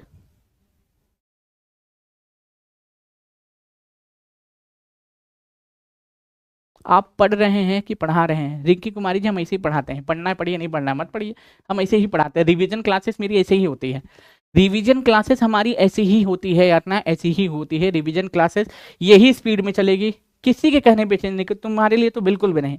ठीक, चलो, तुम्हारे लिए तो बिल्कुल भी नहीं यार ना, बिल्कुल भी नहीं। रिवीजन क्लासेस हम आप ऐसे ही पढ़ाते हैं यार ना, ऐसे ही पढ़ाते हैं, ये रिवीजन क्लासेस है। तो ये नहीं है कि तुमको हम क क उ ख खरा उ ख गमला का घड़ी का पढ़ाएंगे, याद रख लेना, बिल्कुल नहीं होने वाला है। ठीक, तो आज के लिए बस इतना ही। ये क्लासेस 1 घंटे बाद गायब हो जाएगी यूट्यूब से। मैंने पहले भी बोला था कि ये क्लासेस यूट्यूब पे अवेलेबल ज़्यादा देर नहीं रहेगी। ठीक, ये क्लासेस यूट्यूब से गायब हो जाएगी कुछ देर बाद, 1 घंटे के अंदर में यूट्यूब से गायब हो जाएगी। यार रखना, 1 से 1.5 घंटे में ये यूट्यूब से गायब हो जाएगी, ऑटोमेटिक गायब हो जाएगी। मैंने यूट्यूब गायब करेगा, यूट्यूब गायब करेगा, क्योंकि इतना सारा कंटेंट हमने दिया हुआ ना, मल्टीपल सोर्सेज का इस्तेमाल किया, तो उसमें रिस्ट्रिक्शन होते हैं। ठीक, चलिए, उसमें मल्टीपल रिस्ट्रिक्शन होते हैं, या तो उसमें मल्टीपल रिस्ट्रिक्शन होते हैं, बस यही कारण है कि कुछ देर बाद ये गायब हो जाएगा, याद रख लीजिएगा सब लोग। ठीक, चलिए, पीडीएफ नहीं मिलेगा, पीडीएफ नहीं मिलेगा। ठीक, पीडीएफ नहीं मिलेगा। इतना पढ़ा दिया ना, 1 महीना में तुम नहीं पढ़ पाओगे, इतना याद रख लेने का। ठीक है, ब्रह्मास्त्र इसका नाम था यातना, ब्रह्मास्त्र नाम है यातना, इसका क्लास का नाम ब्रह्मास्त्र है यातना, ब्रह्मास्त्र है यातना, ब्रह्मास्त्र हो जाएगा, इस क्लास का नाम ब्रह्मास्त्र हो जाएगा, ब्रह्मास्त्र हो जाएगा, ब्रह्मास्त्र हो जाएगा। पीडीएफ के नाम से, पीडीएफ के नाम से इसको हम लोग सेव कर लेते हैं। ठीक है, ब्रह्मास्त्र पीडीएफ के नाम से सेव कर लेते हैं, रिस्ट्रिक्शन है। ठीक, चलिए, कॉपीराइट का इशू ना आ जाए, इसलिए जो है इसमें मल्टीपल सोर्सेज का इस्तेमाल हमने किया है। ठीक है, मल्टीपल सोर्सेज का इस्तेमाल किया है, इस बात को समझिएगा, इस बात को समझिएगा। खाली आपके रिवीजन के लिए लेके आए, ये स्वतः ही 1-1.5 घंटे में गायब हो जाएगा। ठीक, पीडीएफ वगैरह कुछ भी नहीं मिलने वाला है, पीडीएफ वगैरह कुछ भी नहीं मिलने वाला है, जो बात है क्लियर। ठीक है, जो बात है क्लियर, आज में बिल्कुल भी मत रहना कि पीडीएफ मिलने वाला है। चलिए, बहुत बहुत शुक्रिया, बहुत बहुत धन्यवाद आप सभी लोगों का। क्लासेस अच्छी लगी हो तो बताना, इस तरीके की सीरीज हम लाते रहेंगे, वरना नहीं लाएंगे।